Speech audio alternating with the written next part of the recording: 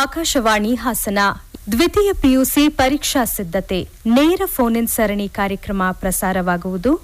ಇಂದಿನ ವಿಷಯ ಜೀವಶಾಸ್ತ್ರ. ಭಾಗವಹಿಸುವವರು ಮೋಹನ್ ಕುಮಾರ್ ಡಿಎನ್, ಬಾಲಕರ ಸರ್ಕಾರಿ ಪದವಿ ಪೂರ್ವ ಕಾಲೇಜು ಅರಸೀಕೆರೆ. ಕಾರ್ಯಕ್ರಮವನ್ನ ನಡೆಸಿಕೊಡುತ್ತಾರೆ ಸುಜಾತಾ ಎಫ್ ತಳವಾರ್. ನಮ್ಮ ಎಲ್ಲ ಪ್ರೀತಿಯ ಕೇಳುಗರಿಗೆ ನಮಸ್ಕಾರ. ಇಂದಿನ ದ್ವಿತೀಯ ಪಿಯುಸಿ ಪರೀಕ್ಷಾ ಸಿದ್ಧತೆ ನೇರ ಫೋನ್ ಇನ್ ಕಾರ್ಯಕ್ರಮಕ್ಕೆ ಸ್ವಾಗತ. ಸ್ನೇಹಿತರೆ, ನಿಮಗೆ ಗೊತ್ತಿರೋ ಹಾಗೆ ಜೀವಶಾಸ್ತ್ರ ಬಯಾಲಜಿ ವಿಷಯಕ್ಕೆ ಸಂಬಂಧಪಟ್ಟ ಹಾಗೆ ಇವತ್ತು ಮಾಹಿತಿಯನ್ನು ಮಾಡಿಕೊಡ್ತಾ ಇದ್ದೀವಿ. ಮಾಹಿತಿಯನ್ನು ಮಾಡಿಕೊಡ್ಲಿಕ್ಕೆ ನಮ್ಮ ಸ್ಟುಡಿಯೋಗೆ ಬಂದಿದ್ದಾರೆ ಬಾಲಕರ ಸರ್ಕಾರಿ ಪದವಿ ಪೂರ್ವ ಕಾಲೇಜು ಅರಸೀಕೆರೆ, ಇಲ್ಲಿ ಉಪನ್ಯಾಸಕರಾಗಿರುವ ಮೋಹನ್ ಕುಮಾರ್ ಡಿಎನ್. ಸರ್ ನಮಸ್ತೆ. ನಮಸ್ತೆ ಮೇಡಮ್. ಕಾರ್ಯಕ್ರಮಕ್ಕೆ ಸ್ವಾಗತ ತಮಗೆ. ಧನ್ಯವಾದಗಳು. ಇವತ್ತಿನ ಕಾರ್ಯಕ್ರಮವು ಸೇರಿದಂತೆ ಈ ಸರಣಿಯ ಎಲ್ಲ ಕಾರ್ಯಕ್ರಮಗಳು AIR ಹಾಸನ್ ಯೂಟ್ಯೂಬ್ ಚಾನಲ್ನಲ್ಲಿ ಲಭ್ಯ ಇರ್ತವೆ. ಅಲ್ಲಿ ಕೂಡ ಮತ್ತೊಮ್ಮೆ ಕೇಳಿ ಕಾರ್ಯಕ್ರಮದ ಸದುಪಯೋಗನ ಮಾಡಿಕೊಳ್ಳಿ ಅಂತ ಹೇಳ್ತಾ, ಕಾರ್ಯಕ್ರಮಕ್ಕೆ ಕರೆ ಮಾಡಿ ಸಲಹೆ ಸೂಚನೆಗಳನ್ನು ಕೇಳಬಯಸುವವರು ಈಗ ಹೇಳುವ ಸಂಖ್ಯೆಗಳಿಗೆ ಕರೆ ಮಾಡಬಹುದು. 081272245258 ಹಾಗೆ ಮತ್ತೊಂದು 0812746289. ಮೊದಲಿಗೆ ಕ್ವಶನ್ ಪೇಪರ್ ಪ್ಯಾಟರ್ನ್ ಸ್ವರೂಪದಲ್ಲಿ ಏನಾದರೂ ಬದಲಾವಣೆ ಇದ್ರೆ ಅದನ್ನ ನೋಡ್ಬಿಟ್ಟು ಮತ್ತೆ ನಾವು ಸಿಲೆಬಸ್ ಕಡೆ ಹೋಗೋಣ. ಸರಿ, ಆಯ್ತು ಮೇಡಮ್. ಸೊ ಮೊದಲಿಗೆ ಎಲ್ಲ ದ್ವಿತೀಯ PUC ವಿದ್ಯಾರ್ಥಿಗಳಿಗೆ ಹಾಗೂ ಹಾಸನ ಆಕಾಶವಾಣಿ ಕೇಳುಗರಿಗೆ ನನ್ನ ನಮಸ್ಕಾರಗಳು. ನಾವು ಸಬ್ಜೆಕ್ಟನ್ನ ಎಷ್ಟೇ ಚೆನ್ನಾಗಿ ಅರ್ಥ ಮಾಡ್ಕೊಂಡಿದ್ರು ಕೂಡ ಎಕ್ಸಾಮ್ಗೆ ಹೋಗೋದಕ್ಕೆ, ಎಕ್ಸಾಮನ್ನು ಬರೀಲಿಕ್ಕೆ ನಮಗೆ ಫಸ್ಟು ಕ್ವಶನ್ ಪೇಪರಿನ ಪ್ಯಾಟ್ರನ್ ಗೊತ್ತಿರಬೇಕು. ಆ ಪ್ಯಾಟ್ರನ್ ಗೊತ್ತಿರೋದಕ್ಕಿಂತ ಮುಂಚೆ ಯಾವ್ಯಾವ ಚಾಪ್ಟರ್ಗೆ ಎಷ್ಟೆಷ್ಟು ಮಾರ್ಕ್ಸ್ ಅಲಾಟ್ ಆಗಿದೆ, ಯಾವ ಚಾಪ್ಟರ್ಗಳಿಂದ ಯಾವ ಥರದ ಕ್ವಶನ್ಸ್ಗಳು ಬರ್ಬೋದು ಅನ್ನೋ ಒಂದು ಐಡಿಯಾ ಇದ್ದರೆ ಅವರು ಸಬ್ಜೆಕ್ಟನ್ನ ಎಷ್ಟು ಚೆನ್ನಾಗಿ ಓದಿರ್ತಾರೋ ಎಕ್ಸಾಮನ್ನು ಅಷ್ಟೇ ಈಸಿಯಾಗಿ ಮತ್ತು ಎಫೆಕ್ಟಿವ್ ಆಗಿ ಬರಿಬೋದು. ಹಾಗಾಗಿ ಈ ಕಾರ್ಯಕ್ರಮದ ಮೊದಲಲ್ಲಿ ನಾವು ನಮ್ಮ ಬಯಾಲಜಿ ಸಬ್ಜೆಕ್ಟಲ್ಲಿ ಎಷ್ಟು ಯೂನಿಟ್ಸ್ಗಳಿದ್ದಾವೆ, ಯಾವ ಯೂನಿಟ್ಸ್ಗಳಿಗೆ ಎಷ್ಟೆಷ್ಟು ಮಾರ್ಕ್ಸ್ ಅಲಾಟ್ ಆಗಿದೆ, ಆ ಯೂನಿಟಲ್ಲಿ ಎಷ್ಟು ಚಾಪ್ಟರ್ಗಳಿದ್ದಾವೆ, ಒಂದೊಂದು ಚಾಪ್ಟರ್ಗೆ ಎಷ್ಟು ಮಾರ್ಕ್ಸ್ ಅಲಾಟ್ ಆಗಿದೆ ಅನ್ನೋದನ್ನು ಫಸ್ಟ್ ತಿಳ್ಕೊಬೇಕು ನಾವು. ಇದು ಮೊದಲನೇ ಸ್ಟೆಪ್ ಮೇಡಮ್. ಹಾಗಾಗಿ ನಾನು ವಿದ್ಯಾರ್ಥಿಗಳಿಗೆ ಒಂದು ಸೂಚನೆಯನ್ನು ಕೊಡ್ತೀನಿ, ಅಥವಾ ಪೋಷಕರು ಯಾರು ಕೇಳ್ತಾ ಇದ್ದಾರೆ ಅವರಿಗೆ ಒಂದು ಸೂಚನೆಯನ್ನು ಕೊಡ್ತೀನಿ. ಈ ಕಾರ್ಯಕ್ರಮವನ್ನು ಕೇಳಬೇಕಾದ್ರೆ ದಯಮಾಡಿ ನಿಮ್ಮ ಹತ್ರ NCERT ಟೆಕ್ಸ್ಟ್ ಬುಕ್ ಇದ್ದರೆ ಇಟ್ಕೊಳ್ಳಿ, ಜೊತೆಗೆ ಒಂದು ನೋಟ್ಬುಕ್ ಮತ್ತು ಪೆನ್ನನ್ನು ಇಟ್ಕೊಳ್ಳಿ. ನಾನು ಹೇಳ್ತಕ್ಕಂಥ ಕೆಲವು ವಿಚಾರಗಳನ್ನ ನೀವು ನೋಟ್ ಮಾಡಿ ಇಟ್ಕೊಂಡ್ರೆ ಖಂಡಿತವಾಗಿಯೂ ಅದು ಎಕ್ಸಾಮಲ್ಲಿ ಬಹಳ ಅನುಕೂಲಕ್ಕೆ ಬರುತ್ತೆ ಅಂತ ನಾನಂತೂ ಭಾವಿಸ್ತೀನಿ. ಸೊ ರೆಡಿ ಇದ್ದೀರಾ ಅಂತ ತಿಳ್ಕೊತೀನಿ ವಿದ್ಯಾರ್ಥಿಗಳೇ. ಸೊ ಮೊದಲಿಗೆ ನಿಮಗೆಲ್ಲ ಗೊತ್ತಿರೋ ಹಾಗೆ 1 ವರ್ಷ ನೀವು ದ್ವಿತೀಯ PUC ಜೀವಶಾಸ್ತ್ರವನ್ನು, ಬಯಾಲಜಿಯನ್ನು ಓದಿದ್ದೀರಾ. ಇದರಲ್ಲಿ 5 ಯೂನಿಟ್ಸ್ಗಳಿದ್ದಾವೆ ಮೇಡಮ್. ಸೊ ಹಾಗಾಗಿ ಫಸ್ಟ್ ನಾನು ಆ ಯೂನಿಟ್ 1, 2, 3, 4, 5 ಅಥವಾ ಸೆಕೆಂಡ್ PUCನಲ್ಲಿ 6, 7, 8, 9, 10 ಯೂನಿಟ್ಸ್ ಅಂತ ಕರಿತೀವಿ. So first unit 1 question paper pattern ಹೋದ ವರ್ಷ ಬರ್ದಿದ್ರಲ್ಲ, ಓಕೆ, ಅದೇ ತರ ಇದೆಯಾ, ಏನಾದ್ರೂ ಅದೇ ರೀತಿ ಇದೆ, ಸ್ವಲ್ಪ ಚೇಂಜಸ್ ಇದೆ. ಅದು ನಾನು ಡಿಸ್ಕಸ್ ಮಾಡಬೇಕಾದ್ರೆ ಹೇಳ್ತೀನಿ. ನಾನು ಅದನ್ನ ಸ್ವಲ್ಪ ಮೈನರ್ ಚೇಂಜಸ್ ಇದೆ ಅಷ್ಟೇ.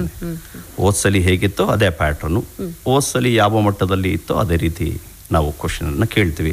ಹಾಗೆ ಕ್ವಶನ್ ಪೇಪರ್ ಬಗ್ಗೆ ವಿದ್ಯಾರ್ಥಿಗಳು ಭಯ ಪಡೋದು ಬೇಡ. ಆರಾಮಾಗಿ ಅವರು ಈಗ ಏನು ಓದ್ತಾ ಇದ್ದಾರೆ ಆ ಥರ ಓದ್ಕೊಂಡು ಬರೆದ್ರೆ ಸಾಕು ಮೇಡಮ್. ಓಕೆ, ಈಗ ಮೊದಲನೇ ಯೂನಿಟ್ಗೆ ಬರೋಣ. ಮೊದಲನೇ ಯೂನಿಟಿನ ಹೆಸರು ರೀಪ್ರೊಡಕ್ಷನ್. ಈ ಯೂನಿಟಲ್ಲಿ ಮೇಡಮ್ 3 ಚಾಪ್ಟರ್ಸ್ಗಳಿದ್ದಾವೆ. ಈ 3 ಚಾಪ್ಟರ್ಗಳು ಸೇರಿಕೊಂಡು 27 ಮಾರ್ಕ್ಸ್ ಅಲಾಟ್ ಆಗಿದೆ ಈ ಯೂನಿಟ್ಗೆ. ಸೊ ಇದರ ಮಾರ್ಕ್ಸ್ ಡಿಸ್ಟ್ರಿಬ್ಯೂಷನ್ ಹೇಗಾಗಿದೆ, 3 ಚಾಪ್ಟರ್ಸ್ ಇದೆ. ಅದರಲ್ಲಿ ಮೊದಲನೇ ಚಾಪ್ಟರು ಸೆಕ್ಷುವಲ್ ರಿಪ್ರೊಡಕ್ಷನ್ ಇನ್ ಫ್ಲವರಿಂಗ್ ಪ್ಲಾಂಟ್ಸ್ ಅಂತ ವಿದ್ಯಾರ್ಥಿಗಳು ನೋಟ್ ಮಾಡ್ಕೊಳ್ಳಿ. ಆ್ಯನ್ಯುವಲ್ ಎಕ್ಸಾಮಲ್ಲಿ ಈ ಚಾಪ್ಟರಿಂದ ನಿಮಗೆ 11 ಮಾರ್ಕ್ಸ್ಗೆ ಕ್ವಶನ್ಸ್ಗಳು ಬರ್ತಕ್ಕಂಥ ಸಾಧ್ಯತೆ ಇದೆ. ಎರಡನೇ chapter reproduction in human. So ಇದಕ್ಕೆ ಅಲಾಟ್ ಆಗಿರ್ತಕ್ಕಂಥ ಮಾರ್ಕ್ಸು 10 ಮಾರ್ಕ್ಸ್ ಅಲಾಟ್ ಆಗಿದೆ. ಹಾಗೆ ಮೂರನೇ ಚಾಪ್ಟರ್, ಮೊದಲನೇ ಯೂನಿಟಿನ 3ನೇ ಚಾಪ್ಟರ್ ರೀಪ್ರೊಡಕ್ಟಿವ್ ಹೆಲ್ತ್ ಅಂತ, ಇದಕ್ಕೆ 7 ಮಾರ್ಕ್ಸ್ ಅಲಾಟ್ ಆಗಿದೆ. ಹಾಗಾಗಿ ಟೋಟಲ್ ಈ 3 ಚಾಪ್ಟರ್ಸ್ಗಳ ಮಾರ್ಕ್ಸನ್ನು ನಾವು ಟೋಟಲ್ ಮಾಡಿದಾಗ 27 ಮಾರ್ಕ್ಸ್ ಆಗುತ್ತೆ ಮೇಡಮ್. ನನ್ನ ಪ್ರಕಾರ ಅಥವಾ ನಮ್ಮ ಎಲ್ಲ ಬಯಾಲಜಿ ಲೆಕ್ಚರರ್ಸರ ಪ್ರಕಾರ ಈ ಚಾಪ್ಟರ್ ಏನಿದೆ ತುಂಬ ಇಂಪಾರ್ಟೆಂಟ್ ಚಾಪ್ಟರ್ ಮತ್ತು ಭಾಳ ಈಸಿ ಚಾಪ್ಟರ್, ಭಾಳ ಬೇಸಿಕ್ ಲೆವೆಲಲ್ಲಿ ಇರ್ತಕ್ಕಂಥ ಚಾಪ್ಟರ್ ಇದು. ಹಾಗಾಗಿ ವಿದ್ಯಾರ್ಥಿಗಳು ಖಂಡಿತ ಈ ಚಾಪ್ಟರ್ನ ಚೆನ್ನಾಗಿ ಓದಿ ಅರ್ಥ ಮಾಡ್ಕೊಳ್ಳೇಬೇಕು. ಸೊ 27 ಮಾರ್ಕ್ಸ್ ಅಲಾಟ್ ಆಗಿದೆ ಮೊದಲನೇ ಯೂನಿಟ್. ಎರಡನೇ ಯೂನಿಟ್ಗೆ ಬಂದರೆ very important genetics and evolution ಅಂತ ಯೂನಿಟಿನ ಟೈಟಲ್ಲು. ಈ ಯೂನಿಟ್ಗೆ ಟೋಟಲ್ ಆಗಿ ಮಾರ್ಕ್ಸ್ ಅಲಾಟ್ ಆಗಿರೋದು 33 ಮಾರ್ಕ್ಸ್ ಅಲಾಟ್ ಆಗಿದೆ ಮೇಡಮ್. ಸೊ ಮೊದಲನೇ ಯೂನಿಟ್ಟು 27 ಮಾರ್ಕ್ಸ್, ಎರಡನೇ ಯೂನಿಟ್ಟು 33 ಮಾರ್ಕ್ಸ್. ಸೊ ಈ ಯೂನಿಟಲ್ಲೂ ಕೂಡ 3 ಚಾಪ್ಟರ್ಸ್ಗಳಿದ್ದಾವೆ. ಕೆಲವು ಮಕ್ಕಳಿಗೆ ಈ ಯೂನಿಟಲ್ಲಿ ಬರ್ತಕ್ಕಂಥ ಕೆಲವು ಚಾಪ್ಟರ್ಗಳು ಕಷ್ಟ ಅನ್ನಿಸ್ಬೋದು, ಆದರೆ for the examination point of view ನಾವು ಕೇಳ್ತಕ್ಕಂಥ ಕ್ವಶನ್ಸ್ಗಳೇನಿದ್ದಾವೆ ಅದು ಭಾಳ ಈಸಿಯಾಗಿರುತ್ತೆ. ಸೊ ಅದರಲ್ಲಿ 4ನೇ ಚಾಪ್ಟರ್ ಪ್ರಿನ್ಸಿಪಲ್ಸ್ ಆಫ್ ಇನ್ಹೆರಿಟೆನ್ಸ್ ಅಂತ, ಇದಕ್ಕೆ 13 ಮಾರ್ಕ್ಸ್ ಅಲಾಟ್ ಆಗಿದೆ. 5ನೇ chapter molecular basis of inheritance, ಇದಕ್ಕೂ ಕೂಡ 13 ಮಾರ್ಕ್ಸ್ ಅಲಾಟ್ ಆಗಿದೆ. ಮತ್ತು ಎವಲ್ಯೂಷನ್, ಈ ಯೂನಿಟಿನ ಕೊನೆಯ ಚಾಪ್ಟರ್ ಎವಲ್ಯೂಷನ್, ಇದಕ್ಕೆ 7 ಮಾರ್ಕ್ಸ್ ಅಲಾಟ್ ಆಗಿದೆ. ಸೊ 13 ಮಾರ್ಕ್ಸು, 2ನೇ ಚಾಪ್ಟರ್ಗೆ 13ನೇ ಮಾರ್ಕ್ಸು, ಎವಲ್ಯೂಷನ್ 3ನೇ ಚಾಪ್ಟರ್, ಆ ಯೂನಿಟಿನ 3ನೇ ಚಾಪ್ಟರು. ಸೊ ಇದಕ್ಕೆ 7 ಮಾರ್ಕ್ಸು. ಈ 3 ಚಾಪ್ಟರ್ಸ್ಗಳ ಮಾರ್ಕ್ಸನ್ನು ನಾವು ಟೋಟಲ್ ಮಾಡಿದಾಗ 33 ಮಾರ್ಕ್ಸ್ ಬರುತ್ತೆ ಮೇಡಮ್. ಸೊ ಟೋಟಲ್ ಮೊದಲನೇ ಯೂನಿಟ್ ಮತ್ತು 2ನೇ ಯೂನಿಟ್ಟು, ಈ 2 ಯೂನಿಟ್ಸ್ಗಳ ಮಾರ್ಕ್ಸನ್ನು ನಾವು ಟೋಟಲ್ ಮಾಡಿದಾಗ 60 ಮಾರ್ಕ್ಸ್ ಆಯಿತು ಮೇಡಮ್. ವಿದ್ಯಾರ್ಥಿಗಳು ಗಮನಿಸಬೇಕು, ಈ ವರ್ಷದ question paper total marks maximum marks ಇರೋದು 105 ಮಾರ್ಕ್ಸ್ಗೆ. 105 ಮಾರ್ಕ್ಸಲ್ಲಿ ಗಮನ ಇಟ್ಕೊಳ್ಳಿ ವಿದ್ಯಾರ್ಥಿಗಳೇ, 105 ಮಾರ್ಕ್ಸ್ಗೆ ಏನು ಕ್ವಶನ್ಸ್ಗಳನ್ನ ಕೇಳಬೇಕು ಅದರಲ್ಲಿ 60 ಮಾರ್ಕ್ಸು ಈ 2 ಯೂನಿಟ್ಸಿಂದನೇ ಬರ್ತಾ ಇದೆ, ಆಲ್ಮೋಸ್ಟ್ 60%. ಒಂದು ಕರೆ ಇದೆ ನೋಡೋಣ. ಖಂಡಿತ ಮೇಡಮ್. ನಮಸ್ತೆ. ನಮಸ್ತೆ. ಹಾಂ ಹೇಳಮ್ಮ, ಪ್ರಶ್ನೆ ಕೇಳಿ. ನಿಸರ್ಗ ಅಂತ ಮಾಡಲ್ ಕ್ವೆಶ್ಚನ್ ಪೇಪರ್ ಗವರ್ಮೆಂಟ್ ಇಂದ ಏನ್ ಬಿಟ್ಟಿದ್ರು 3 ಪ್ಯಾಟ್ರನ್ ಮತ್ತೆ ಲೆವೆಲ್ ಆಫ್ ಕ್ವೆಶ್ಚನ್ ಸ್ವಲ್ಪ ಟಫ್ ಇತ್ತು. ಸೊ ಬೋರ್ಡ್ ಎಕ್ಸಾಮ್ ಅಲ್ಲೂ ಅದೇ ತರ ಎಕ್ಸ್ಪೆಕ್ಟ್ ಮಾಡಬಹುದು. ಟಫ್ ಇತ್ತು ಅಂತ ಯಾರು ಹೇಳಿದ್ರು? ಅಂದ್ರೆ ಲೆವೆಲ್ ಆಫ್ ಕ್ವೆಶ್ಚನ್ ಸ್ವಲ್ಪ ಓದ್ ಪೇಪರ್ ಕಂಪೇರ್ ಮಾಡಿದ್ರು. ಅಂದ್ರೆ ನಾವು ಹಿಂದಿನ ವರ್ಷ ಏನು ಕೇಳ್ತಾ ಇದ್ವಿ ಕ್ವಶನ್ಸು, ಈಗಲೂ ಕೂಡ ಅದೇ ರೀತಿ ಕೇಳ್ತಾ ಇದ್ದೀವಿ. ಬಟ್ ಕೇಳ್ತಕ್ಕಂಥ ಪ್ಯಾಟ್ರನ್ ಏನಾಗಿದೆ, ಸ್ವಲ್ಪ ಚೇಂಜ್ ಆಗಿದೆ ಅಷ್ಟೇ. ನೀವು ಲಾಸ್ಟ್ ಇಯರ್ ಏನು ಬರೀತಾ ಇದ್ರಿ ಕ್ವಶನ್ಗೆ ಆನ್ಸರು, ಅದೇ ಆನ್ಸರು ಈಗ ಕೇಳ್ತಾ ಇರ್ತಕ್ಕಂಥ ಕ್ವಶನ್ಸ್ಗೂ ಕೂಡ ಬರ್ತಾ ಇರೋದು ಅದೇ ಆನ್ಸರು. ಬಟ್ ಕೇಳ್ತಕ್ಕಂಥ ಪ್ಯಾಟ್ರನ್ ಏನು ಮಾಡಿದ್ದೀವಿ, ಸ್ವಲ್ಪ ಚೇಂಜ್ ಮಾಡಿದ್ದೀವಿ ಅಷ್ಟೇ. ಒಂದು ಏನು ಮಾಡಬೇಕಪ್ಪ ಅಂತಂದರೆ, ನೀವು ಸ್ಟಾರ್ಟಿಂಗ್ ಓದಿದಾಗ ಆ ಕ್ವಶನನ್ನು ಮೊದಲನೇ ಬಾರಿ ಓದಿದಾಗ ಅದು ನಿಮಗೇನೋ ಬೇರೆ ಥರ ಕೇಳಿದ್ದಾರೆ ಕ್ವಶನ್ನು ಅಂತ ಅನಿಸುತ್ತೆ. ಬಟ್ ನೀವು ಆ ಕ್ವಶನನ್ನು ಸಾಲ್ವ್ ಮಾಡಬೇಕಾದ್ರೆ ಆ ಕ್ವಶನನ್ನು ಒಂದು 2-3 ಸಲ ಓದಿ, ಅರ್ಥ ಆಗುತ್ತೆ. ಅದು ನಿಮಗೆ ಕಷ್ಟ ಆಗಿರೋ ಕ್ವಶನ್ ಅಲ್ಲ, ಅದು ಈಸಿ ಕ್ವಶನ್ನೇ ಅದು, ಆಯಿತಾ? ಹಾಗಾಗಿ ಒಂದು 2 ಸಲ ಓದಬೇಕು. ಮೊದಲನೇ ಸಲ ನೋಡಿದಾಗ ಹೌದು ಇದೇನಪ್ಪ ಈ ಥರ ಕೇಳಿಬಿಟ್ಟಿದ್ದಾರೆ ಕ್ವಶನ್ ಅಂತ ಅನಿಸುತ್ತೆ ಖಂಡಿತ. ಆದರೆ ನೀವು 2 ಸಲ 3 ಸಲ ಓದಿ ಆ ಕ್ವಶನಲ್ಲಿ ಏನು ಕೇಳ್ತಾ ಇದ್ದಾರೆ ಅಂತ ನಿಧಾನಕ್ಕೆ ಕೂಲಾಗಿ ಯೋಚನೆ ಮಾಡಿದಾಗ ನೀವು ಏನು ಓದಿದ್ದೀರೋ ಅದೇ ಆನ್ಸರ್ ಬರೀಬೇಕಾಗುತ್ತೆ. ಸೊ ಹಾಗಾಗಿ ಪ್ಯಾಟ್ರನಲ್ಲಿ ಏನು ಚೇಂಜ್ ಆಗಿಲ್ಲ. ಕೇಳ್ತಕ್ಕಂಥ ಕ್ವಶನ್ನಿನ ಲೆವೆಲ್ ಏನಿದೆ ಸ್ವಲ್ಪ ಒಂದು 10% ಸ್ಟ್ಯಾಂಡರ್ಡೈಸ್ ಮಾಡಿದ್ದೀವಿ ಅಷ್ಟೇ, ತುಂಬ ಸ್ಟ್ಯಾಂಡರ್ಡೈಸ್ ಮಾಡಿಲ್ಲ, ಹೌದಲ್ವಾ? ಸೊ ನಮ್ಮ ಉದ್ದೇಶ ಏನಪ್ಪ ಅಂತ ಹೇಳಿದ್ರೆ ಮಕ್ಕಳಲ್ಲಿ ಅಪ್ಲಿಕೇಶನ್ ಲೆವೆಲ್ ಆ ಥರದ ಯೋಚನೆಗಳು ಬರಬೇಕು. ಎಲ್ಲದನ್ನು ಮಗ್ಗಪ್ ಮಾಡಿ ಅಥವಾ ಬರೆದು ಪ್ರಾಕ್ಟೀಸ್ ಮಾಡಿ ಅದೇ ಥರ ಕ್ವಶನ್ ಕೇಳೋದು, ಅದೇ ರೀತಿ ಆನ್ಸರು ಬರಬಾರ್ದು, ಹೌದಲ್ವಾ? ಸೊ ನಮ್ಮಲ್ಲಿ ಏನಾದರೂ ಪ್ರತಿದಿನ ಪ್ರತಿ ವರ್ಷ ನಮ್ಮಲ್ಲಿ ಚೇಂಜಸ್ ಆಗ್ತಾ ಇರಬೇಕು, ಹೌದಲ್ವಾ? ಸೊ ಆ ಚೇಂಜಸ್ ಆಗಲಿ, ನಮ್ಮ ಮಕ್ಕಳುಗಳಲ್ಲಿ ಏನಾದರೂ ಚೇಂಜಸ್ ಆಗಲಿ ಅನ್ನೋ ಉದ್ದೇಶಕ್ಕೋಸ್ಕರ ನಾವೇನು ಮಾಡಿದ್ದೀವಿ, ಒಂದು 10% ಮಾತ್ರ ಕ್ವಶನ್ಸ್ಗಳನ್ನ ಬೇರೆ ರೀತಿಯಲ್ಲಿ ಕೇಳ್ತಾ ಇದ್ದೀವಿ. ಸೊ ಹಾಗಾಗಿ ಹೆದರ್ಕೊಳ್ಳೋದು ಬೇಡ, ತುಂಬ ಕಷ್ಟ ಕೇಳ್ತಾ ಇದ್ದಾರೆ ಅಂತ ಹೆದರ್ಕೊಳ್ಳೋದು ಬೇಡ. ಈಗ ನಾನು ಹೇಳಿದ್ದೀನಲ್ವಾ, ಈಗ ನೀನು ಬರ್ದಲ್ಲ ಪ್ರಿಪ್ರೇಟರಿ ಕ್ವಶನ್ ಬರ್ದಲ್ಲಪ್ಪ, ಅದೇ ಕ್ವಶನ್ ಪೇಪರ್ನ ಇನ್ನೊಂದ್ಸಲಿ ಓದು, ಹೌದು ಸರ್ ಹೇಳಿರೋದು ಕರೆಕ್ಟು ಅಂತ ಅನಿಸುತ್ತೆ. ಏನಪ್ಪ? Right, okay. ಧನ್ಯವಾದ ಕರೆ ಮಾಡಿದ್ದಕ್ಕೆ. ಸರಿ ಮೇಡಮ್, ಹೇಳ್ತಾ ಇದ್ದೆ 2 ಚಾಪ್ಟರ್ ಇಂದ 2 ಯೂನಿಟ್ಸ್ ಅಂತ ಹೇಳಿದ್ರೆ 6 ಚಾಪ್ಟರ್ಸ್ಗಳು ಮೇಡಮ್. ಈ 6 ಚಾಪ್ಟರ್ಸ್ಗಳಿಂದ 105 ಮಾರ್ಕ್ಸ್ಗೆ 60 ಮಾರ್ಕ್ಸ್ ಅಲ್ಲಿಂದಾನೆ ಬರ್ತಾ ಇದೆ. ಇದು ಯಾರಿಗೆ ಅನುಕೂಲ ಅಂತ ಮುಂದೆ ಹೇಳ್ತೀನಿ. ಓಕೆ, ಸೊ ಈಗ 3rd ಯೂನಿಟ್ಗೆ ಬರೋಣ.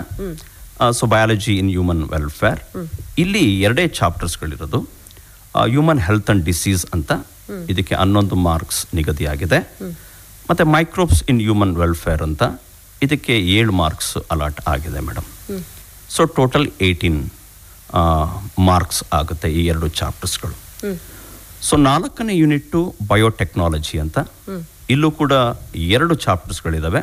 Principles and processing of biotechnology ಮತ್ತು ಅಪ್ಲಿಕೇಶನ್ಸ್ ಆಫ್ ಬಯೋಟೆಕ್ನಾಲಜಿ ಅಂತ 2 ಚಾಪ್ಟರ್ಸ್ಗಳಿದ್ದಾವೆ. ಇದರಲ್ಲಿ 9ನೇ ಚಾಪ್ಟರ್ಗೆ principles and processing of biotechnology ಚಾಪ್ಟರ್ಗೆ 7 ಮಾರ್ಕ್ಸ್ಗಳು ನಿಗದಿಯಾಗಿದೆ. ಹಾಗೆ ಅಪ್ಲಿಕೇಶನ್ಸ್ ಆಫ್ ಬಯೋಟೆಕ್ನಾಲಜಿಗೆ 6 ಮಾರ್ಕ್ಸ್ ನಿಗದಿಯಾಗಿದೆ. ಓಕೆ, ನೋಡ್ಬಿಡೋಣ. ನಮಸ್ತೆ. ನಮಸ್ತೆ ಮ್ಯಾಮ್. ತಮ್ಮ ಹೆಸರು ಹೇಳ್ಬಿಟ್ಟು ಪ್ರಶ್ನೆ ಕೇಳಿ. ಡಯಾಗ್ರಾಮ್ ಬೇಸ್ಡ್ ಕ್ವೆಶನ್ಸ್ ಎಷ್ಟು ಮಾರ್ಕ್ಸ್ ಬರುತ್ತೆ ಮತ್ತೆ ಯಾವ ಚಾಪ್ಟರ್ ಇಂದ ಬರುತ್ತೆ ಅನ್ನೋ ಕ್ಲಾರಿಫಿಕೇಶನ್. ಓಕೆ, ಖಂಡಿತ ಕಣಪ್ಪ. ಸೊ ಅದನ್ನು ಕೂಡ ನಾನು ಮುಂದೆ ಪಾಯಿಂಟನ್ನು ಮಾಡ್ಕೊಂಡಿದ್ದೀನಿ, ಹೇಳ್ತೀನಿ, ಡೀಟೇಲ್ ಆಗಿ ಹೇಳ್ತೀನಿ.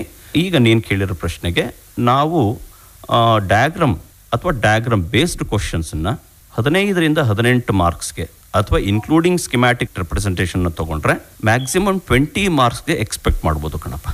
ಸೊ ಡಯಾಗ್ರಾಮ್ಸ್ಗಳು ಯಾವ್ಯಾವ ಚಾಪ್ಟ್ರಲ್ಲಿ ಬರುತ್ತೆ ಅಂತ ನಾನು ನೆಕ್ಸ್ಟ್ ಹೇಳ್ತೀನಿ. ನಾನು ಅದನ್ನು ಲಿಸ್ಟ್ ಮಾಡ್ಕೊಳ್ಳಿ, ಅನುಕೂಲಕ್ಕೆ ಬರುತ್ತೆ. ಓಕೆ, ಸೊ ಮಿನಿಮಮ್ ಯಾರೇ ಕ್ವಶನ್ ಪೇಪರ್ ಸೆಟ್ ಮಾಡಿದ್ರು 15 ಮಾರ್ಕ್ಸ್ಗೆ ಡಯಾಗ್ರಾಮ್ಸ್ನ ಕೇಳಲೇಬೇಕು ಅಂತ ಇದೆ ಕಣಪ್ಪ.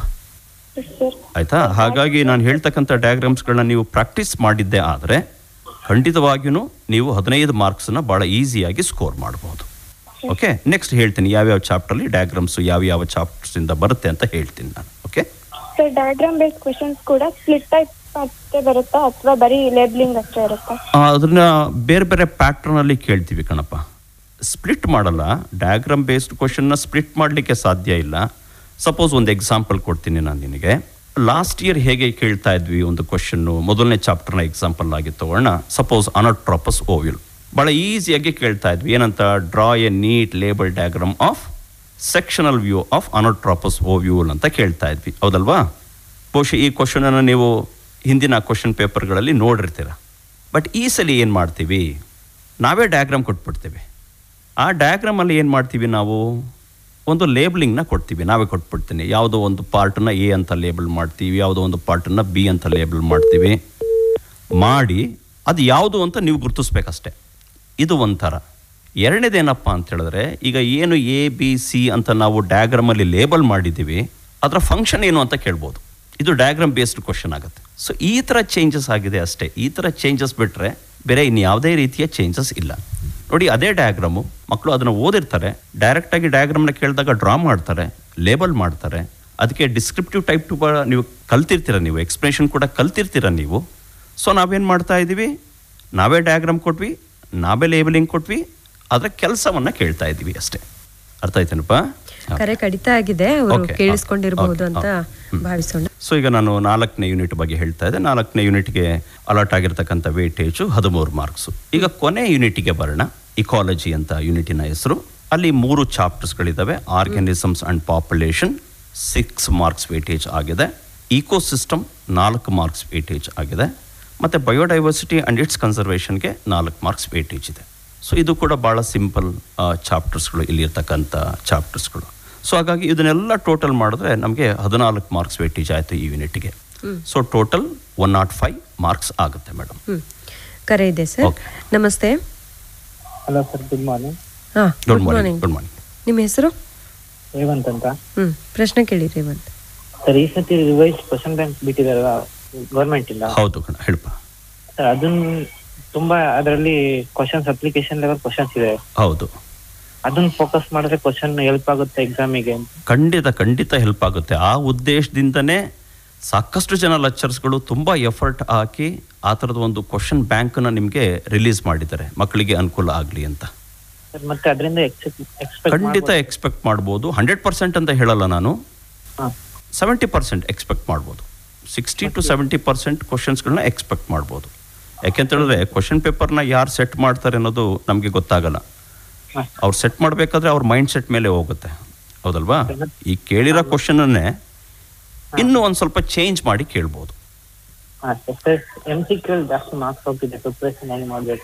MCQs ನೋಡಪ್ಪ, ನೀವು MCQsನ ಸಾಲ್ವ್ ಮಾಡಬೇಕು ಅಂತಂದರೆ ಅದಕ್ಕೆ ಬೇರೆ ಯಾವುದೇ ರೀತಿಯ ಶಾರ್ಟ್ ಕಟ್ ಇಲ್ಲವೇ ಇಲ್ಲ. ಈಗ ಯಾರು ನೀವು highest marks out of out ತೆಗಿಬೇಕು ಅಂತ ಅಂದ್ಕೊಂಡಿದ್ದೀರಾ, ಖಂಡಿತ ಯಾವುದೇ ರೀತಿಯ ಶಾರ್ಟ್ ಕಟ್ಟನ್ನು ಉಪಯೋಗಿಸ್ಬೇಡಿ. ನೀವು ಕಂಪ್ಲೀಟ್ MCQsನ ನೀವು ಫಾಲೋ ಮಾಡಬೇಕು ಅಂತಂದರೆ ನಮ್ಮ NCERT ಟೆಕ್ಸ್ಟ್ ಬುಕ್ಕನ್ನು ನೀವು ಖಂಡಿತವಾಗಿಯೂ ಕಂಪ್ಲೀಟಾಗಿ ಓದಲೇಬೇಕು. ಯಾವ ಚಾಪ್ಟರ್ನೂ ಕೂಡ ಬಿಡ ಹಾಗಿಲ್ಲ. ಮ್ಯಾಕ್ಸಿಮಮ್ ಎಲ್ಲ ಚಾಪ್ಟ್ರಿಂದನೂ ಕೂಡ ಒಂದೊಂದು MCQs ಬಂದೇ ಬರುತ್ತೆ. ಹಾಗಾಗಿ ನೀವು ಸಬ್ಜೆಕ್ಟನ್ನ ಎಷ್ಟು ಚೆನ್ನಾಗಿ ಅರ್ಥ ಮಾಡ್ಕೋತಿರೋ ಅದ್ರ ಜೊತೆಗೆ NCERT ಟೆಕ್ಸ್ಟ್ ಬುಕ್ಕಿನ ಲೈನ್ ಟು ಲೈನ್ ಓದಿ ಅರ್ಥ ಮಾಡ್ಕೋಬೇಕಾಗತ್ತೆ. MCQ ಜಾಸ್ತಿ ಯಾವ ಪಾರ್ಟ್ ಆಫ್ ಫೋಕಸ್ ಮಾಡಬೇಕು ಅಂತ ಹೇಳ್ತೀನಿ ನಾನು ಅದನ್ನು, ಈಗ ಕಾರ್ಯಕ್ರಮದಲ್ಲಿ ಹೇಳ್ತೀನಿ ಅದನ್ನು ನಾನೀಗ. ಓಕೆ, ಆಗ ಅದನ್ನು ನೋಟ್ ಮಾಡ್ಕೊಳ್ಳಿ. MCQs ಬಗ್ಗೆ ಹೇಳ್ತೀನಿ, ಆಯಿತಾ. ಈಗ ಹೇಳಿದ್ನಲ್ಲ, ಆಲ್ಮೋಸ್ಟ್ ಎಲ್ಲ ಚಾಪ್ಟರ್ಲ್ಲೂ ಬರುತ್ತೆ ಅಂತ ಹೇಳಿದ್ನಲ್ಲ. ಎಲ್ಲ ಚಾಪ್ಟರ್ನಿಂದ ಮ್ಯಾಕ್ಸಿಮಮ್ ನಾನು ಒಂದೊಂದು ಕ್ವಶನ್ ಎಕ್ಸ್ಪೆಕ್ಟ್ ಮಾಡಲೇಬಹುದು ನಾವು.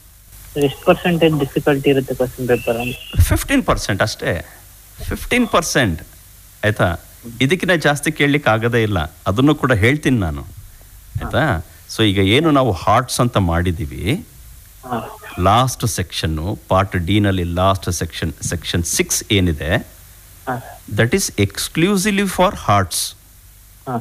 ಅಲ್ಲಿ ಮಾತ್ರ ನಾವು ತುಂಬ ಸ್ವಲ್ಪ ಡಿಫಿಕಲ್ಟಿ ಲೆವೆಲ್ನ ಕ್ವಶನ್ನ ಕೇಳಬೇಕಾಗ್ತದೆ. ಅಷ್ಟು ಬಿಟ್ಟರೆ ಪಾರ್ಟ್ ಎ, ಬಿ, ಸಿ ಮತ್ತು ಡಿನಲ್ಲಿ 5th ಸೆಕ್ಷನ್ ಏನಿದೆ, ಇಲ್ಲೆಲ್ಲ ನಾರ್ಮಲ್ ಕ್ವಶನ್ಸ್ಗಳೇ. ಹಿಂದಿನ ವರ್ಷ ಏನು ಕೇಳ್ತಾ ಇದ್ವಿ, ಯಾವ ರೀತಿ ಕೇಳ್ತಾ ಇದ್ವಿ, ಅದೇ ರೀತಿ ಕೇಳ್ತೀವಿ.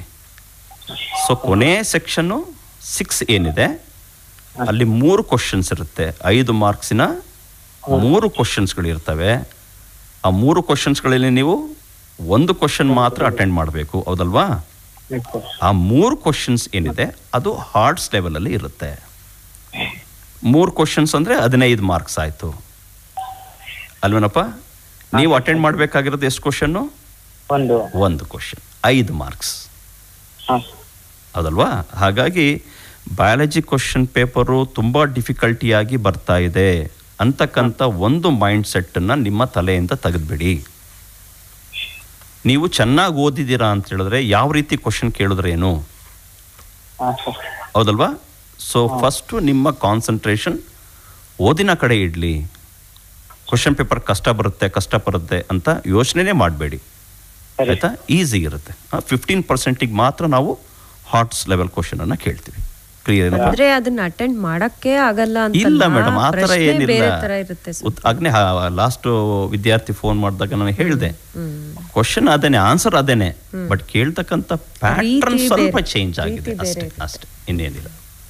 ಕೆಲವು ಉದಾಹರಣೆಗಳನ್ನ ಆಮೇಲೆ ಹೇಳ್ತಾರೆ ಸರ್. ನಾನು ಖಂಡಿತ ಹೇಳ್ತೀನಿ, ಕೊನೆಯಲ್ಲಿ ಸಮಯ ಉಳಿದ್ರೆ ನಾನು ಉದಾಹರಣೆಗಳನ್ನ ಹೇಳ್ತೀನಿ ನಾನು.